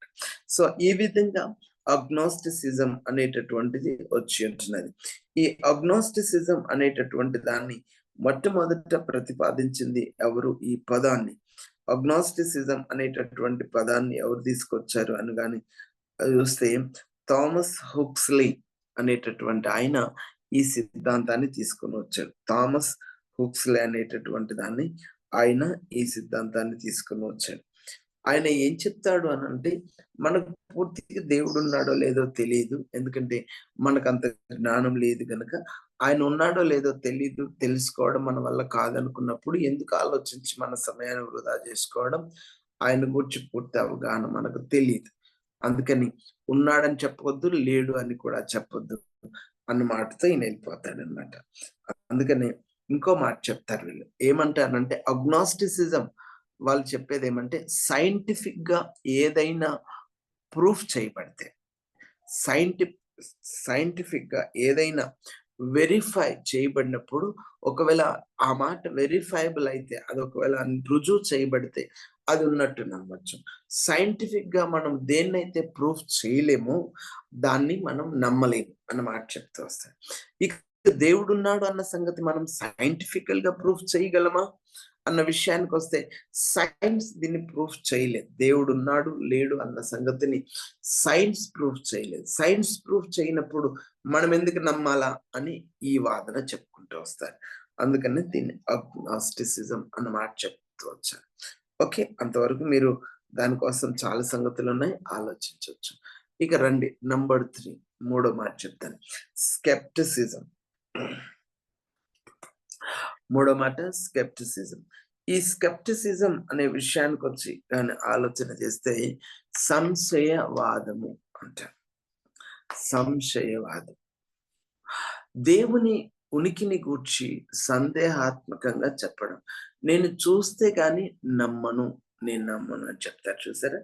అలాగా ఇప్పుడు తోమా ఉన్నాడు, యేసు ప్రభు సమాధిలో నుంచి తిరిగి లేచాడు అని మాట చెప్తే ఆయన ఏమంటాడు? నేను ఆయన చేతి గాయాల్లో వేలుబడి చూసి ఆయన ప్రక్కలో నా చేయబడి చూస్తే అప్పుడు నేను కన్ఫర్మ్ చేసుకుంటేనే తప్ప నమ్మలేను అన్నమాట చెప్తూ వస్తాయి. ఈ స్కెప్టిసిజం అనేటటువంటి వాళ్ళు ఆ కోవకు చెందుతారు. సరే, దేవుడు ఉన్నాడని చెప్తున్నా, దేవుడు ఉన్నాడని చెప్తే నాకెలా అర్థమవుతుంది? ఆయన తట్టి చూడగలనా, కళ్ళతో చూడగలనా, చేతులతో తడిమి తెలుసుకోగలనా? ఒకవేళ చేతులతో తడిమి తెలుసుకోలేను, కళ్ళతో కూడా చూడలేను అని అనుకుంటే నేను నమ్మలేను అన్నమాట చెప్పే రకం వీళ్ళు స్కెప్టిసిజం. ఓకే, ఈ విధంగా చాలా కొన్ని తెగలే ఉన్నాయి స్కెప్టిసిజం మీద. మీరు దానికోసం తర్వాత ధ్యానం చేయండి.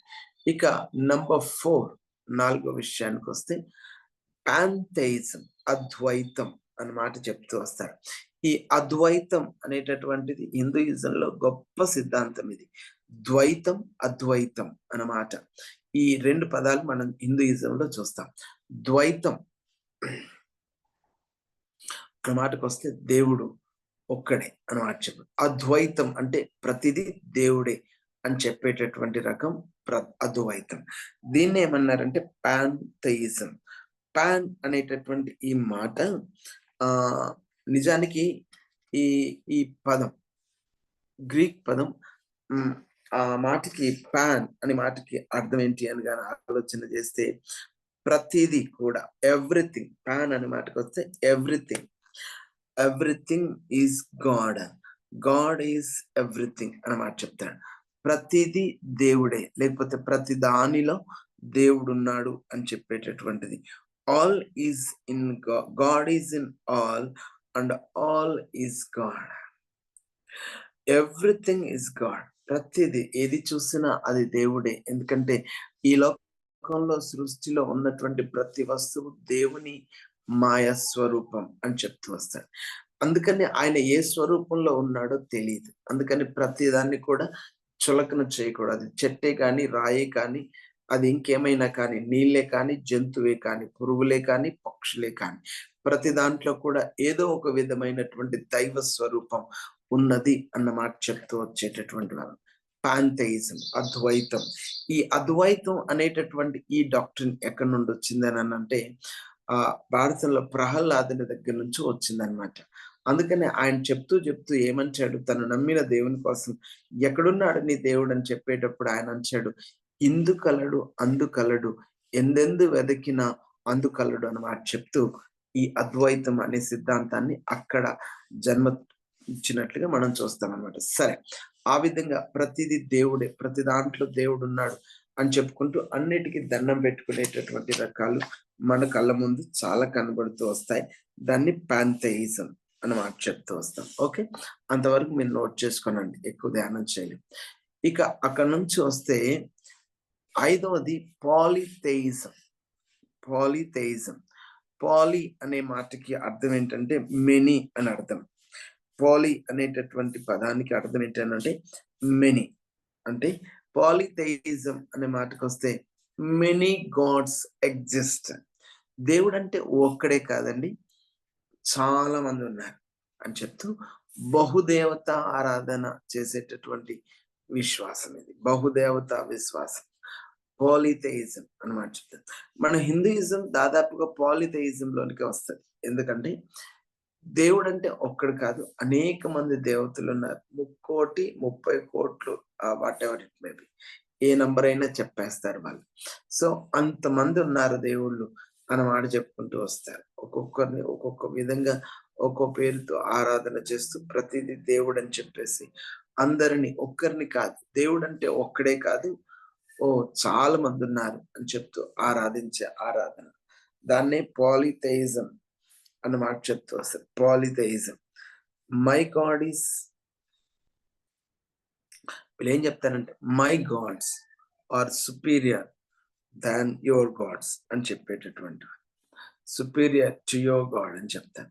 అంటే నీ దేవుడి కంటే నా దేవుడే గొప్పడు అని చెప్పుకుంటూ వారి దేవతలను కూర్చున్న గొప్పతనాన్ని చెప్పుకుంటూ ఆలోచన చేస్తారు. మరికొంతమంది ఏమంటే చాలా మంది ఉన్నారు కనుక అంతా సమానమే అనేటటువంటి ఆలోచనతో వెళ్ళే వాళ్ళు మరికొంతమంది ఉంటారు. దీన్ని పాలిథెయిజం అంటారు. సో అది మీరు నోట్ చేసుకోనండి, దానికోసం కూడా మీరు తర్వాత కావాల్సి అధ్యయనం చేయొచ్చు. ఇక రండి నంబర్ 6. పాలిథెయిజం వాళ్ళు బహుదేవతారాధన చేస్తే ఈ 6వది ఏమంటే హెనోథెయిజం. హెనో అనేటటువంటి మాటకి 1 అని అర్థం. హెనో అనే మాటకి 1 అని అర్థం ఇస్తా ఉంటుంది అనమాట. అంటే 1 గాడ్, ఏకేశ్వరోపాసన అని మాట చెప్తూ వస్తాడు. ఈ ఏకేశ్వరోపాసన అనే మాటకి దేవుడు ఒక్కడే అని చెప్పేసి, సరే అనేక మంది దేవతలు ఉన్నారని చెప్తున్నావు కదా, ఒక్కరిని ఎంపిక చేసుకో. అందరిని ఆరాధించడం నీ వల్ల కాదు, అందరినీ నీవు తృప్తి పరచలేవు, అందరికీ సేవ చేయడం నీ వల్ల కాదు. అందుకని ఏం చేస్తావనంటే ఒక్కరిని ఎంచుకో. అంతమందిలో నుంచి ఒక్కరిని ఎంచుకో. ఒక్కరిని ఎంచుకొని ఆరాధన చేస్తున్నావంటే మిగతా వాళ్ళను దేవుడు కాదని త్రోసివేయడం కాదు, కానీ నీ మట్టుకు ఒక్కరిని ఎంపిక చేసుకొని ఆరాధన చేసుకుని. అందుకనే ఇప్పుడు రకరకాల దేవతలు రకరకాల తెగలు ఒక్కొక్క దేవతను ఎంపిక చేసుకొని అలా ఆరాధన చేస్తూ ఉంటారు. అందుకని శైవులని రకరకాల ఈ తెగలన్నీ వచ్చేసినాయి. సో ఆ విధంగా చూస్తే మా కుల దేవత అని ఒకడు, మా పితరులు ఆరాధించిన దేవత, మా ఇంటి ఆరాధ్య దైవం అని ఒకరు, ఈ విధంగా శైవులు వైష్ణవులు ఇలాగ బయటకు వచ్చినారు. శివుణ్ణి ఆరాధించేవారు ఒకడు, విష్ణువుని ఆరాధించేవారు వైష్ణవులు అని చెప్పుకుంటూ వీళ్ళు హెనోథైజంలోనికి వస్తారనమాట. ఓకే, ఒక దేవుణ్ణి ఎంపిక చేసుకొని ఆ దేవుణ్ణి ఆరాధన చేయడం హెనోథైజం. సరే, అంతవరకు చాలు. మీరు దానికోసం మీరు ధ్యానం చేయొచ్చు. ఇక అక్కడ నుండి వస్తే నంబర్ 7 లోనికి వస్తే డువాలిజం అనే మాట ఇంకొకటి వస్తుంది. ఈ డువాలిజం అనే మాటకు వస్తే ఈ ద్వైతం. ఓకే, ద్వైతం. ద్వైతం అన్న మాటకు వస్తే ఇద్దరు దేవతలు ఉనికిలో ఉన్నారు, ప్రధానంగా ఇద్దరు ఉనికిలో ఉన్నారు అని మాట చెప్తూ ఈ డువాలిజం చెప్తూ వస్తారు. ఏం చెప్తారు అంటే, ఈ విశ్వం అనేటటువంటిది మంచి మరియు చెడు అను రెండు శక్తుల మధ్యలో ఒక ఆట స్థలంగా ఉండిపోయింది. ఈ విషయం అంతట్లో గుడ్ అండ్ ఈవిల్ అనేటటువంటి రెండు, మంచి చెడు అనేటటువంటి రెండు ఈ విశ్వంలో ఒకదానికొకటి వ్యతిరేకంగా పోరాటం చేస్తూ ఉంటుంది. ఇందులో మనుష్య జాతి కూడా ఏదో ఒక దానితో, మంచుతోనన్నా లేకపోతే చెడుతోనన్నా చేరిపోతా ఉంటున్నారు. వారు ఆ మధ్య పోరాటంలో ఉండిపోతున్నారు అన్నమాట చెప్తూ వస్తారు. సో మంచి, గుడ్ అండ్ ఈవిల్ అనేటటువంటి దానికోసం చెప్పేటటువంటిది డువాలిజం. ఓకే,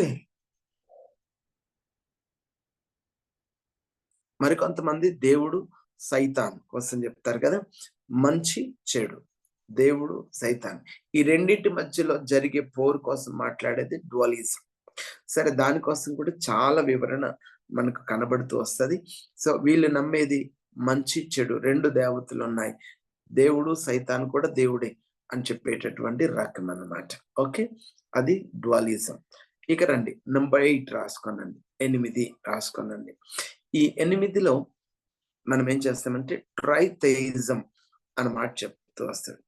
డువాలిజం కాదా, ఇద్దరు కాదు దేవుళ్ళు, ముగ్గురు ఉన్నారని చెప్తారు.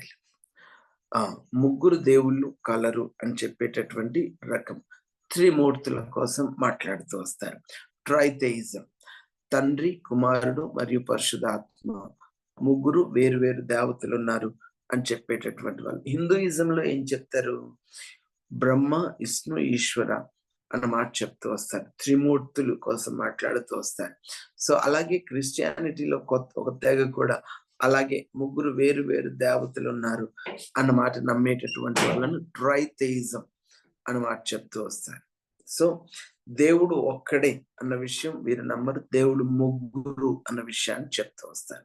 సరే, దానికోసం కూడా చాలా వివరణ ఉంది, అదంతా మనం ఆలోచన చేయలేం. మీరు నోట్ చేసుకుంటే దానికోసం ధ్యానం చేయడానికి ప్రయత్నం చేయండి. ట్రైథెయిజం. ఓకే, రండి. ఇక తర్వాత మాటకు వస్తే 9వ ఏంటంటే ఐడలాటరీ. ఈ ఐడలాటరీ కోసం గాని ఆలోచన చేస్తే విగ్రహారాధన అన్నమాట చెప్తూ వస్తారు. ఈ విగ్రహారాధన అనేటటువంటిది మన దేశంలో చాలా ఎక్కువగా కనబడుతూ వస్తుంది. మన దేశంలోనే కాదు, అన్ని దేశాల్లో కూడా ఆయా దేశాల్లో విగ్రహాన్ని ముందు పెట్టుకొని ఆరాధన చేయడం అనేది జరుగుతూ వస్తుంది. ఒకప్పుడు అబ్రహాము కూడా విగ్రహాలను అమ్ముకుంటూ జీవనం గడిపేటటువంటి వాడని బైబిల్లో మనం చూస్తాం. అటువంటి వ్యాపారవేత్త, విగ్రహాలను అమ్మేటటువంటి, తయారు చేసి అమ్మి డబ్బులు గడించే వ్యాపారవేత్త ఎవరు, అబ్రహాం. ఆ స్థితిలో నుంచి దేవుడు పిలిచాడు. ఇక్కడ విగ్రహారాధన అనేటటువంటిది ఆ విధంగా వచ్చి ఉంటున్నది. సృష్టింపబడిన వస్తువులను దేవుడుగా ఆరాధించడమే విగ్రహారాధన. ఇంకో మాటలో చెప్పాలంటే సృష్టికర్తను విడిచిపెట్టి సృష్టిని ఆరాధించడం విగ్రహారాధన. ఇంకో మాటలో చెప్పాలనంటే వారి కళ్ళెదుట ఏదో ఒక ఆబ్జెక్ట్ పెట్టుకొని దాన్ని చూస్తూ ఆరాధించడం విగ్రహారాధన అన్నమాట. అయితే దేవుడు ఆత్మ, ఆయన ఒక విగ్రహంగా మనం ఎక్కడ ఏ రూపంలో చేయలేం. అందుకని దేవుడు అంటాడు, ఈ భూమి మీద నీళ్ళలో గాని ఆకాశూన్యంలో గాని ఏ రూపంలో కూడా నువ్వు దేన్ని చేసుకో, ఏ రూపాన్ని చేసుకోకూడదు అంటాడు. ఎందుకంటే దేవునికంటూ రూపం లేదు, ఆత్మ అన్నమాట. దేవుడు ఆత్మ గనుక రూపాన్ని మనం క్రియేట్ చేయలేము గనుక ఆత్మ అయినటువంటి దేవుణ్ణి ఆత్మతోనే ఆరాధన చేయడానికి ప్రోత్సహిస్తూ వస్తాడనమాట. సో అందుకని ఐడలట్రీ అనేటటువంటిది కూడా దేవుని వాక్యాన్ని బట్టి కొట్టివేయబడ్డట్లుగా మనం చూస్తాం, విగ్రహారాధన. రండి ఇక అక్కడ నుండి వస్తే డెయిజం అనేటటువంటిది మరొక తెగ ఉంది. డెయిజం అనేటటువంటి ఈ తెగ 10వ మాటలో రాసుకోవచ్చు. డెయిజం ఒక్క సృష్టికర్త, ఉన్నత శక్తి అనే మాటకు వస్తాడనమాట. సరే ఇదంతా కాదే, ఇద్దరు కాదు, ముగ్గురు కాదు, అనేక మంది కూడా కాదు, ఒకడున్నాడు, ఆయనే సృష్టికర్త. ఈ విశ్వమును సృజించి దాన్ని ఇలాగ చేస్తూ వచ్చాడు అన్న విషయాన్ని చెప్తూ వస్తాడు.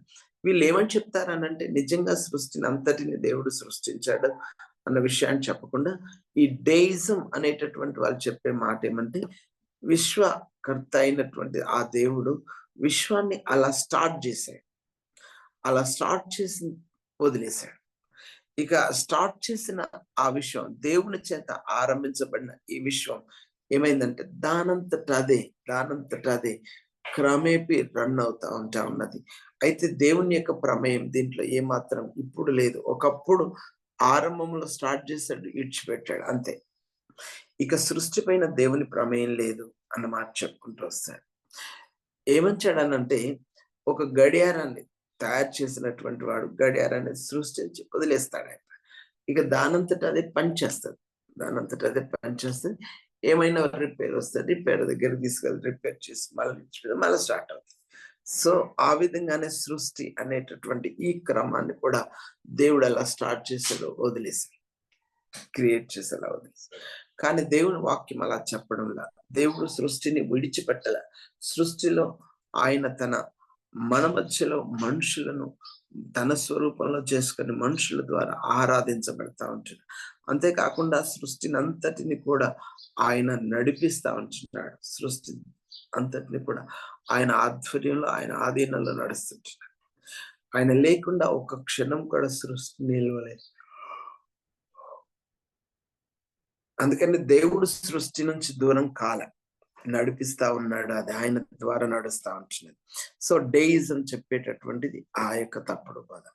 ఇక రండి అక్కడ నుండి నంబర్ 11 ఇక్కడ థెయిజం కోసం చూస్తాం. థెయిజం ఇంతకు ముందు ఎథిజం చూసినాం, ఇక్కడ థెయిజం చూస్తాం. ఆస్తికవాదం, అది నాస్తికవాదం అయితే ఇది ఆస్తికవాదం. ఒకే వ్యక్తిగతమైన దేవుడు ఉనికి కలిగి సృష్టికర్త మరియు ఈ విశ్వమును నడిపించుచున్నవాడు, దాని గూర్చిన జాగ్రత్త కలిగి మరియు దానిపై సార్వభౌమాధికారము కలవాడు, కానీ సృష్టి నుండి వేరైన వాడు, సృష్టికర్త అయిన దేవుడు. ఈ థెయిజం చెప్పేటట్టు ఆస్తికవాదం నిజమైన దేవుని గూర్చిన విశ్వాసం చెప్పేది ఏమంటే దేవుడు ఈజ్ అ పర్సనల్ గాడ్, వ్యక్తిగతమైన దేవుడు. ఆయన God is personal and one, it manifest himself in 3 persons అన్నమాట చెప్తూ వస్తాడు. దేవుడు ఒక్కడే, ఆయన సృష్టికర్త అయినటువంటి దేవుడు. ఆ సృష్టికర్త అయినటువంటి దేవుడు ఉనికి కలిగి ఉన్నాడు, కానీ సృష్టిలో ఒక భాగం కాదు, సృష్టికి వేరుగా ఉన్నాడు. ఈ సృష్టిని చేసి దాన్ని నడిపిస్తా, ఆర్గనైజ్ చేస్తా ఉంటున్నాడు. అంతేకాదు దాని గురించిన జాగ్రత్త కలిగి ఉండి దానిపై సార్వభౌమాధికారం కలిగి ఉన్నాడు. ఎప్పుడు ఏది దాని మీదకి తేవాలన్నా, దాన్ని ఎక్కడ సరిచేయాలన్నా ఆయన సంపూర్ణమైన సార్వభౌమాధికారం కలిగిన వాడు. ఆయనకి ఎవరో చెప్పాల్సిన అవసరంలా నువ్వెందుకు ఇలా చేసావని చెప్పడానికి కూడా లేదనమాట. ఆయన తనకిష్టం వచ్చినట్లు దాని పట్ల చేయగలడు. అంతేకాకుండా సృష్టి కాదు, ఆయన సృష్టికి వేరుగా ఉన్నవాడు, సృష్టించినవాడు సృష్టిలో ఒక భాగం కాదు, సృష్టికి వేరుగా ఉన్నవాడు అని అర్థమిస్తా ఉంటాడు. కుమ్మరివాడు కుండల్ని తయారు చేసినాడంటే వీడు కూడా ఒక కుండ అని చెప్పలేము, కుండకు వేరుగా ఉన్నవాడు. అందుకనే సృష్టికర్త అయిన దేవుడు కూడా అలాగే. ఓకే, ఈ థెయిజం అనేటటువంటి వాళ్ళు చెప్పే బోధ ఇది. ఇక అక్కడ నుంచి వస్తే మోనోథెయిజం నుండి వస్తాయి. మరొక మాట 12 రాసుకోనండి. మోనోథెయిజం. మోనో అనే మాటకు అర్థం ఏంటనంటే ఒక్కటే అని అర్థం. ఒక్కటే. మోనోథెయిజం కోసం చెప్పేది ఏమంటే దేవుడు ఒక్కడే అని చెప్పేటటువంటి సిద్ధాంతం మోనోథెయిజం. ఒకే దేవుడు ఉనికి కలిగి ఉన్నాడు అని చెప్తుంది. మోనో అనగా సింగిల్ గాడ్. ఒకే దేవుడు ఉనికి కలిగి ఉన్నాడు. గాడ్ ఈస్ వన్ అన్నమాట చెప్తాడు. దేవుడు ఒక్కడే అయి ఉన్నాడు అని చెప్పేటటువంటిది మోనోథెయిజం. సరే, దానికోసం కూడా మనం ఎక్కువ ధ్యానం చేయలేం. మీరు అది కూడా నోట్ చేసుకొని ధ్యానం చేస్తూ ఉండండి. ఇక అక్కడ నుంచి వస్తే 13 ట్రినిటేరియనిజం. ఈ ట్రినిటేరియనిజం కోసం వస్తే త్రియేక దేవుడు అన్నమాట చెప్తాం కదా. త్రియేక దేవుడు వ్యక్తిగతమై మరియు ఒక్కడే అయినప్పటికీ తండ్రి, కుమార మరియు పరిశుద్ధాత్మ అను ముగ్గురు వ్యక్తులలో తన్ను తాను ప్రత్యక్షపరచుకొనెను. దేవుడు త్రిత్వమై ఉన్న ఏకైక దేవుడు. మనం దీన్ని బిలీవ్ చేయొచ్చు. ఇది బైబిల్ సిద్ధాంతం.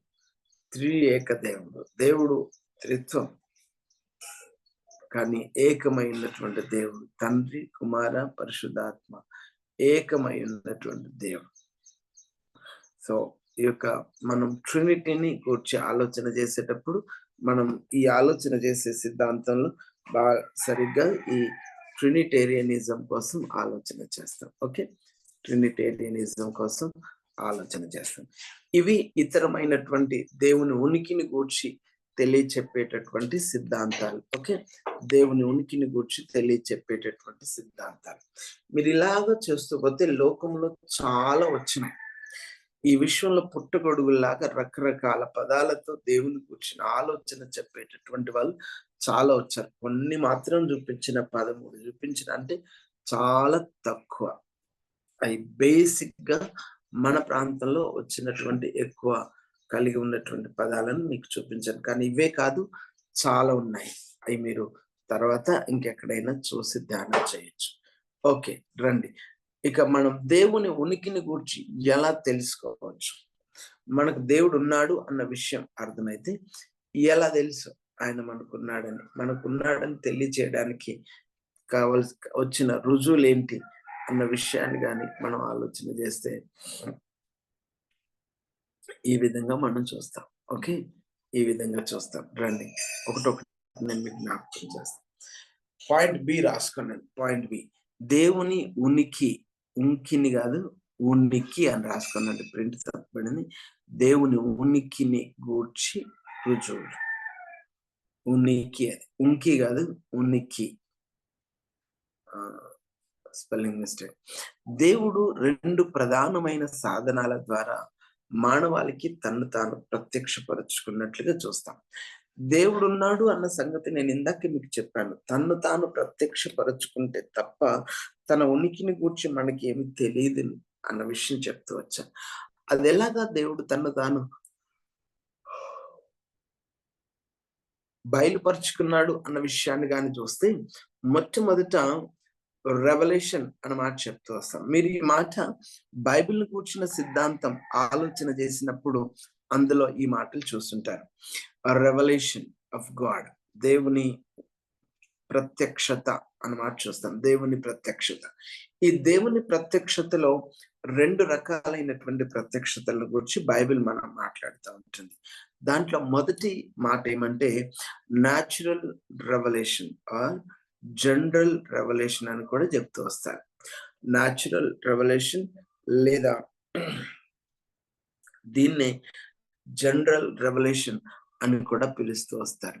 ఈ న్యాచురల్ లేకపోతే జనరల్ రెవల్యూషన్ ద్వారా దేవుడు ఏదేమైనా ఉన్నాడని తను తాను ప్రత్యక్షపరచుకొని తానే సృష్టికర్త అయిన ఏకైక నిజ దేవుడు అన్న విషయం మనకు అర్థమైంది అని అంటే దేవుడు తను తాను ఈ లోకంలో బయలుపరుచుకొనగా ఆయన ఏ విధంగా బయలుపరుచుకున్నాడు మనకి ఎలా అర్థమైందని చెప్తూ దేవుడు ఎలా బయలుపరుచుకున్నాడు అంటే 2 విషయాలు చెప్తూ వస్తాడు. సాధారణ ప్రత్యక్షతలో 2 విషయాలు మనకు ఈ జనరల్ రెవల్యూషన్ లో 2 విషయాలు చూస్తాం. ఒకటి ఏమంటే ఈ కనపడే సృష్టి ద్వారా దేవుడు తనను తాను ప్రత్యక్షపరచుకున్నాడు. సృష్టిని గురించి మనం ఆలోచన చేస్తా ఉంటే మనకు ఒక విషయం అర్థమవుతుంది, దేవుడు ఉన్నాడు అన్న విషయం అర్థమవుతుంది. రెండవది ఏమంటే ప్రతి మనిషికి దేవుడు ఒక మనస్సాక్షిని ఉంచాడు. కాన్షియస్నెస్ అనేటటువంటిది. ఈ మనస్సాక్షి మనకి ఏం చెప్తుందంటే దేవుడున్నాడు అనేటటువంటి ఆలోచన తీసుకొస్తాడు. మనిషికి మాత్రమే దేవుని కూర్చిన అవగాహన వచ్చింది. ఎందుకనంటే మనిషిలో దేవుడు మనస్సాక్షిని పెట్టాడు. ఇది దేవుని యొక్క గాడ్స్ ఏజెంట్ అన్నమాట చెప్పొచ్చు అన్నమాట. మనిషిలో ఉన్న దేవుని యొక్క ఏజెంట్ మనస్సాక్షి. రండి ఒకవేళ వాక్యంలోనికి వచ్చి చూస్తే ఈ మాటను చూస్తూ వస్తాం. రోమపత్రికలోనికి వచ్చి మొదటి అధ్యాయం 18, 19, 20 వచనాలను కానీ ఆలోచన చేస్తే దేవుడు ఉన్నాడు అన్న సంగతిని గూర్చి చాలా సవివరంగా తెలియజేస్తూ వస్తాడు. చాలా మంది దేవుని ఉనికిని గూర్చిన అవగాహన లేక తమ జీవితాల్లో చాలా పొరబడుతున్నట్లుగా మనం చూస్తూ వస్తాం అన్నమాట. చూడండి ఏ విధంగా చెప్తాడు రోమపత్రికలో అన్న విషయానికి వస్తే ఇలా కూడా రాయబడి ఉంటున్నాడు. మొదటి అధ్యాయం 19వ వచనం చదువుతున్నాం. దుర్నీతి చేత సత్యమును అడ్డగించు మనుషుల యొక్క సమస్త భక్తిహీనత మీదను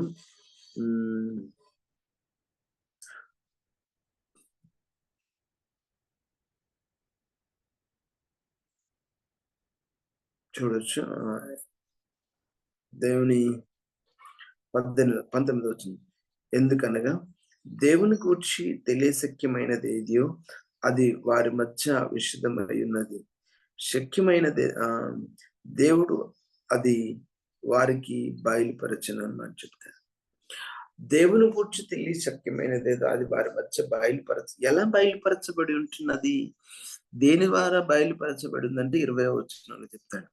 ఆయన అదృశ్య లక్షణములు అనగా ఆయన నిత్య శక్తియు దేవత్వమును జగదుత్పత్తి మొదలుకొని సృష్టింపబడిన వస్తువులను ఆలోచించుట వలన తేటపడుచున్నది అన్నమాట చెప్తూ వస్తాడు. సృష్టించబడిన వస్తువులను గురించి ఆలోచన చేస్తున్నప్పుడు దేవుడున్నాడన్న సంగతి అర్థమవుతుంది. ఇంత గొప్ప విశ్వాన్ని దేవుడు సృష్టిస్తేనే ఉనికిలోనికి వచ్చింది. దానంతట అదే లేదు, తప్పకుండా దేవుడు సృష్టించాడు అన్న విషయం మనకు అర్థమవుతుంది. సో అందుకనే చాలా మంది పండితులు ఏమర్థం చేసుకోగలరంటే ఈ సృష్టిలో ప్రతిదాని కోసం ఆలోచన చేస్తే దాంట్లో ప్రతిదానిలో దేవుని యొక్క పని అనేది కనపడుతుంది. దేవుడు ఉన్నాడు అని తెలియచేయడం కోసం, దేవుడు ఉన్నాడు అని తెలియచేయడం కోసం. అందుకనే మరి ఏం మాట్లాడకుండా నిరుత్తరులై ఉన్నారన్నమాట చెప్తుంది. దేవుడు నాకు తెలియదయా అని చెప్పడానికి లేదు, దేవుడు ఉన్నాడు. ఈ విషయం మనకు సృష్టి తెలియజేస్తా ఉంది. అందుకనే 19వ అధ్యాయంలో 19వ కీర్తనలోకి వస్తే ఈ మాట ఇలాగ చెప్తూ వస్తాం. 19వ కీర్తనలోకి వస్తే ఈ మాట ఇలాగ రాస్తూ వస్తారు. మొదటి వచనం చదువుతున్నాను. ఆకాశములు దేవుని మహిమను వివరించుచున్నవి, అంతరిక్షము ఆయన చేతి పనిని ప్రచురపరుచుచున్నది. రాత్రికి రాత్రి జ్ఞానం తెలుపుచున్నది, పగటికి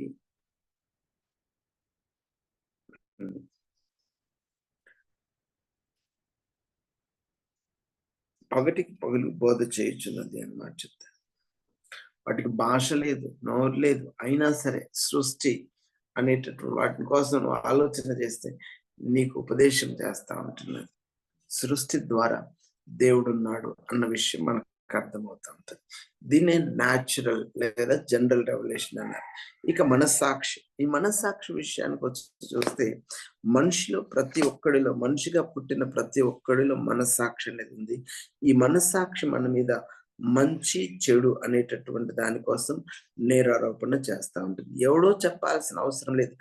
నువ్వు తప్పు చేసావు అని చెప్పడానికి నీ మనస్సాక్షి ఒకటి ఉంటే చాలు. ఈ మనస్సాక్షిని గద్దిస్తుంటది, నువ్వు తప్పు చేసావు, లేకపోతే నువ్వు చేసింది సరైనదే అని నీకు ఆ అవగాహన తీసుకొచ్చేది మనస్సాక్షి. అందుకని రోమీలకు రాసిన పత్రికలో ఇదే రోమపత్రిక 2వ అధ్యాయంలో ఇలా రాయబడి ఉంటుంది. 2వ అధ్యాయంలో ఇలా రాస్తాడు 14వ వచనం. ధర్మశాస్త్రం లేని అన్యజనులు స్వాభావికంగా ధర్మశాస్త్రము లేని కారణంగా ధర్మశాస్త్రం అనుసరించి బ్రతికే జనులు ధర్మశాస్త్రానుసారంగా తీర్పు పొందుతారు. దేవుడు వాక్యం ఇచ్చాడు, మనసాక్షి ఇచ్చాడు. ఆ మనసాక్షి మనలో ఉంది. ఆ మనసాక్షిని బట్టి దేవుడు తీర్పు తీరుస్తాడన్న విషయం మనకు అర్థమవుతా ఉంటుంది అన్నమాట. ఓకే, దీనికోసం మరి ఎక్కువగా మీరు నేర్చుకునేది ఎక్కడంటే బైబిల్ని కూర్చున్న సిద్ధాంతం మీరు నేర్చుకునేటప్పుడు దాంట్లో మరి ఎక్కువగా ఈ జనరల్ ఆర్ న్యాచురల్ రెవల్యూషన్ కోసం మీరు అక్కడ ఆలోచన చేస్తారు. ఇది మాత్రం గుర్తుపెట్టుకోనండి, న్యాచురల్ రెవల్యూషన్ ని జనరల్ రెవల్యూషన్ అని కూడా పిలుస్తారు. సాధారణ ప్రత్యక్షత, దేవుడు సృష్టి ద్వారా తన్ను తాను బయలుపరుచుకోవడం, మనసాక్షి ద్వారా దేవుడు తన్ను తాను బయలుపరుచుకోవడం.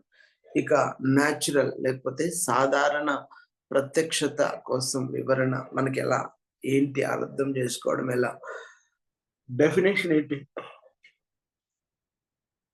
అన్న విషయం కానీ ఆలోచన చేస్తే ఈ సాధారణ ప్రత్యక్షతలో అన్ని చోట్ల అంతటా ప్రతి సమయంలో ఎక్కడైనా సరే దేవుని గురించిన అవగాహన మనిషి కలిగి ఉండడమే సాధారణ ప్రత్యక్షత. అందరూ ప్రతి స్థలంలో ఎక్కడైనా ప్రతి స్థలంలో దేవుని గురించిన సంపూర్ణ జ్ఞానం మనం కలిగి ఉండడం సాధారణ ప్రత్యక్షత అన్నమాట చెప్తూ వస్తాయి. ఇక రెండవది ఏమంటే super natural or special revolution. Super natural revolution అని అంటాం, దీన్నే స్పెషల్ రెవల్యూషన్ అని కూడా అంటాం. స్పెషల్ రెవల్యూషన్ అంటే ప్రత్యేక ప్రత్యక్షత, అసాధారణ ప్రత్యక్షత లేకపోతే ప్రత్యేక ప్రత్యక్షత. ఈ సూపర్ న్యాచురల్ రెవల్యూషన్ లేకపోతే స్పెషల్ రెవల్యూషన్ అనేటటువంటిది ఎక్కడ పడితే అక్కడ రాలే, అంతటా లేదని. అంతేకాదు అందరికీ కూడా లేదు, అది కొందరికి మాత్రమే ఉన్నట్లు మనం చూస్తాం. అందరికి లేని ప్రత్యక్షత ఇది. ఆ కొందరికంటే అదెవరికి, ఏర్పరచబడిన వారికి మాత్రమే. అందులో వారెవరు ఏర్పరచబడిన వారు అంటే దేవుని చేత పిలువబడిన వారు, పిలిచి ఏర్పాటు చేసుకున్న దేవుడు తన్ను కూర్చిన అవగాహన కూడా ఇస్తా ఉంటున్నాడు. ఇది ఎలా తెలుస్తుంది, తన్ను కూర్చిన ప్రత్యక్షత మనకు ఎలా వచ్చింది అన్న విషయంకి వచ్చి కానీ ఆలోచన చేస్తే ఈ స్పెషల్ ప్రత్యేక ప్రత్యక్షత అనేటటువంటిది కూడా మనిషికి రకరకాలుగా వస్తా వచ్చింది. దేవుని వాక్యం చదవడాన్ని బట్టి దేవుని ప్రత్యక్షత మనకు దొరుకుతా ఉంటుంది. అందుకనే తిమోతికి రాసిన 2వ పత్రిక 3వ అధ్యాయం 16వ వచనంలో దైవజనుడు దేవుని వాక్యాన్ని ధ్యానం చేసినప్పుడు దేవుని ప్రత్యక్షత అర్థమవుతుందన్న విషయం చెప్తూ వస్తాడు. వాక్యం చదువుతున్నప్పుడే కాదు, ఆ దినాల్లో కళల ద్వారా దేవుడు వారికి ప్రత్యక్షమైనాడు, దర్శనాల ద్వారా దేవుడు వారికి ప్రత్యక్షం అవుతూ వచ్చినాడు. ఇలా రకరకాల పద్ధతుల్లో దేవుడు తన్ను తాను ప్రత్యక్షపరుచుకుంటున్నాడు. ఈ ఎవరికైతే దేవుడు తను తాను ప్రత్యక్షపరుచుకున్నాడో దాన్నే ప్రత్యేకమైన ప్రత్యక్షత అన్నమాట, స్పెషల్ రెవల్యూషన్ అన్న మాటతో దీన్ని పిలుస్తూ వచ్చినారు. Okay, special revolution. సరే, ఈ స్పెషల్ రెవల్యూషన్ అనే దానికోసం కూడా మీరు మరీ ఎక్కువగా ఎక్కడ తెలుసుకుంటారంటే దాదాపుగా బైబిల్ కూర్చున్న సిద్ధాంతంలోని మనకు చాలా ఎక్కువ నేర్చుకోవచ్చు. ఓకే, మీరు కనీసం ఈ 2 మాటలు natural revolution or supernatural or special revolution, ఈ రెండింటి మాటకు మీరు గుర్తుపెట్టుకోవడానికి ప్రయత్నించండి. ఓకే, ఈ రెండింటిని గుర్తుపెట్టుకోవడానికి ప్రయత్నించండి. రండిక మనం సైంటిఫికల్ గా వాదించి దేవుడున్నాడు అన్న విషయం ఎలా తెలియచేయగలం అంటే ఈ 2 ప్రత్యక్షతల ద్వారా దేవుడున్నాడు అన్న విషయం అర్థమవుతుంది. సాధారణ ప్రత్యక్షత, ప్రత్యేక ప్రత్యక్షత. ఇంకా ఏ విధంగానైనా దేవుడు ఉన్నాడు అన్న విషయం మనకేమైనా అర్థమవుతుందా, ఎలాగైనా అర్థం చేసుకోగలమా అన్న విషయానికి వచ్చి ఆలోచన చేస్తే మరికొన్ని విషయాలను కూడా మనం చూడొచ్చు. ఇలాగా వీటి ద్వారా మనం అర్థం చేసుకోవచ్చు. సాధారణ ప్రత్యక్షత ద్వారా దేవుని ఉనికి ధృవీకరించుటకు కొన్ని వాదనలు ఉన్నాయి. దాన్ని ఏమన్నామనంటే ద కాస్మోలాజికల్ ఆర్గ్యుమెంట్, ఈ విశ్వోద్భవ వాదన అని చెప్తూ వస్తాం. కాస్మోలాజికల్, దేవుడు ఉన్నాడు అన్న విషయం వాదించి ఎలా ప్రూఫ్ చేయగలం అన్న విషయానికి వస్తే దీన్ని బట్టి కాస్మోలాజికల్ ఆర్గ్యుమెంట్ బట్టి. ఎలా కాస్మోలాజికల్ ఆర్గ్యుమెంట్ అంటే ఏంటి అని అంటే, కాస్మోస్ అనే మాటకు వస్తే లోకం, వరల్డ్ అని అర్థం ఇచ్చేటటువంటి కాస్మోస్. ఈ వరల్డ్, లోకం అనేటటువంటి ఉన్నది అంటే తప్పకుండా దాన్ని సృష్టించిన సృష్టికర్త కూడా ఉంటాడు అన్న విషయం దానంతట అదే రాలే. ఈ కాస్మోలాజికల్ ఆర్గ్యుమెంట్ ఏం చెప్తుంది అని అంటే, every effect must have a cause. ప్రతి ప్రభావానికి ఒక కారణం ఉంటది అన్నమాట చెప్తూ వస్తుంది. ఏ ప్రభావం లేకుండా, ఏ కారణం లేకుండా ప్రభావం అనేటటువంటిది లేదు. ఏదైనా ఒకటి ఉనికిలోనికి వచ్చింది అని అంటే దాన్ని వెనకాల, దానికి ఆ ఉనికిలోనికి తీసుకొచ్చింది ఏదైనా ఒకటి తప్పకుండా ఉంటది. అలాగే దానంతట అది ఏది లేదు, దేవుడు సృష్టిస్తే తప్ప అన్న విషయం బైబిల్ మనకు చెప్తా ఉంటుంది. సృష్టి ఉంది అంటే సృష్టికర్త అయిన దేవుడు కూడా ఉన్నాడు అని చెప్పి మనకి వాదన తెలియజేస్తా ఉంటుంది. అందుకనే ఇందాక చదువు చూసినాం కీర్తనల గ్రంథంలో మనం చదివాం 14వ కీర్తన, లేకపోతే 53వ కీర్తన మొదటి వచ్చిన. అంతేకాకుండా మనం రోమపత్రికలు చూసినాం. రోమపత్రిక మొదటి వచ్చిన 19వ వచనం. ఈ సృష్టి మనం దానికోసం ఆలోచన చేయడాన్ని బట్టి దేవుడు ఉన్నాడు అన్న విషయం మనకు అర్థమవుతుందన్న విషయం చూస్తాం. సృష్టి దానంతట అదే లేదు, సృష్టించిన వాడు ఉన్నాడు అన్న విషయం తెలియజేస్తాం. ఇక రెండవ వాదన ఏంటనంటే టెలియాలజికల్ ఆర్గ్యుమెంట్. టెలియాలజికల్ ఆర్గ్యుమెంట్ అనేటటువంటిది టెలోస్ అనే గ్రీక్ పదం నుండి వచ్చింది. టెలోస్ అంటే ద ఎండ్ లేదా గోల్, లేకపోతే ఉద్దేశం, ముగింపు, లేకపోతే గురి, లేకపోతే దాని ఉద్దేశం ఏంటి. ఈ టెలియాలజికల్ ఆర్గ్యుమెంట్ చెప్పేది ఏమంటే every design must have a designer. ఏదైనా ఉంది అని అంటే తప్పకుండా దాన్ని డిజైన్ చేసిన వాడు ఉన్నాడు. సృష్టి ఇలా ఉంది, సూర్యుడు అక్కడ ఉన్నాడు, చంద్రుడు అక్కడ ఉన్నాడు, భూమి ఇక్కడ ఉంది. ఈ సూర్యుడిని మధ్యలో పెట్టి దాని చుట్టూ గ్రహాలు తిరుగుతూ ఉంటున్నాయి. ఎంత డిస్టెన్స్ లో ఈ గ్రహాలు ఎలా తిరుగుతున్నాయి అనేటటువంటి ఈ డిజైన్ అంతా చేసిన వాడు దేవుడు ఉంటాడు. ఎందుకంటే దేవుడు ఏది దానంతటా దేవునికిలోనికి రాదు. ఏదైనా వస్తువు ఉనికిలోనికి వచ్చిందంటే తయారు చేసినోడు ఉంటాడు. చేతికున్న గడియారం ఉందనుకోండి, ఓ డబ్బాలు వేసి అన్ని సామానంతా అలా ఊపేస్తే గడియారం అయిపోలేదు. దాన్ని జాగ్రత్తగా పనిచేసి దాన్ని తయారు చేసిన వాడు ఒకటి ఉన్నాడు కనుక దాన్ని మనం ఆ ప్రపంచంలో ఉన్నాం. కనుక ఈ ప్రపంచం ఉంది అంటే దీన్ని ఈ విధంగా డిజైన్ చేసి ఆ విధంగా నడిపిస్తున్నటువంటి వాడు తప్పకుండా ఉండి ఉంటాడన్న విషయం మనకు అర్థమవుతాం. అందుకని కీర్తన 19వ కీర్తనలో మనం చూస్తాం, పగటికి పగలు బోధ చేయించినది, రాత్రి తెలుగుచున్నది అని వాడు చెప్తూ వస్తాం. ఎందుకంటే ఆ విధంగా ఈ ఆర్గ్యుమెంట్ దేవుడు ఉన్నాడు, సృష్టి ఉంది అంటే డిజైన్ చేసిన వాడు ఉన్నాడు అన్న విషయం మనకు అర్థమవుతా ఉంటుంది. ఓకే, ఇక ఆంథ్రోపోలాజికల్ ఆర్గ్యుమెంట్ అని చెప్తాం మూడో సిద్ధాంతం. ఆంథ్రోపోలాజికల్ ఆర్గ్యుమెంట్ అనేది ఆంథ్రోపోస్ అనే మాట నుండి వచ్చింది. గ్రీక్ పదం. ఆంథ్రోపోస్ అనే మాటకు అర్థం ఏంటంటే మనిషి అని అర్థం. మనిషి సృష్టిలో ఒక ప్రత్యేకమైనటువంటి సృష్టి, దేవుని చేత సృష్టించబడ్డాడు. ఈ జీవరాశిలో, పక్షుల్లో, మిగతా జంతు చరాల్లో కలిసిపోయేవాడు కాదు. జంతువుల్లో ఒక జంతువు అని మనిషిని గురించి చెప్పలేం. మనిషి అంటేనే జంతువులకు ప్రత్యేకమైన వాడని అర్థం. అంతేగాని మనిషిని జంతువు అని చెప్పడం జంతు లక్షణం. మనిషి జంతువు కాదు, దేవుడి చేత సృష్టించబడ్డవాడు. మనిషిని గురించి ఒకవేళ మనం ఆలోచన చేస్తున్నామంటే ఆ వాదన, మనిషికి మనస్సాక్షి ఉంది, దేవుడు ఉన్నాడనే ఆలోచన మనిషికి ఇచ్చాడు దేవుడు అంటే దేవుని చేత సపరేట్ గా సృష్టించబడ్డాడని అర్థమవుతాడు. సో ఈ విధంగా ఈ వాదనలు మనకేం తెలియచేస్తున్నాయంటే దేవుడున్నాడు అన్న విషయాన్ని తెలియచేస్తున్నాయి. సో ఈ విధంగా సాధారణ ప్రత్యక్షత ద్వారా దేవుడు ఉన్నాడు అన్న విషయాన్ని మనం కొంత మట్టుకు రుజువు చేయగలం.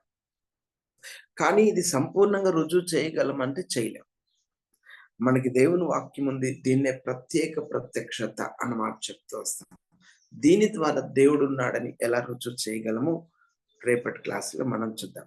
వాక్యాన్ని తీసుకు అని మనం ఎలాగా రుజువు చేసి దేవుని ఉనికిని గుర్చి రుజువు చేయగలము రేపటి క్లాసులో మనం ఆలోచన చేసుకోవడానికి ప్రయత్నం చేద్దాం. అంతవరకు మనం ఇక్కడ క్లాస్ ఆఫ్ చేసుకొని ప్రార్థన చేసుకొని ముగించుకోవడానికి ప్రయత్నం చేద్దాం. ఇక్కడ మనం ప్రార్థన చేసుకొని క్లాస్ ముగించుకుందాం. ప్రార్థన చేసుకున్నాం. మన మధ్యలో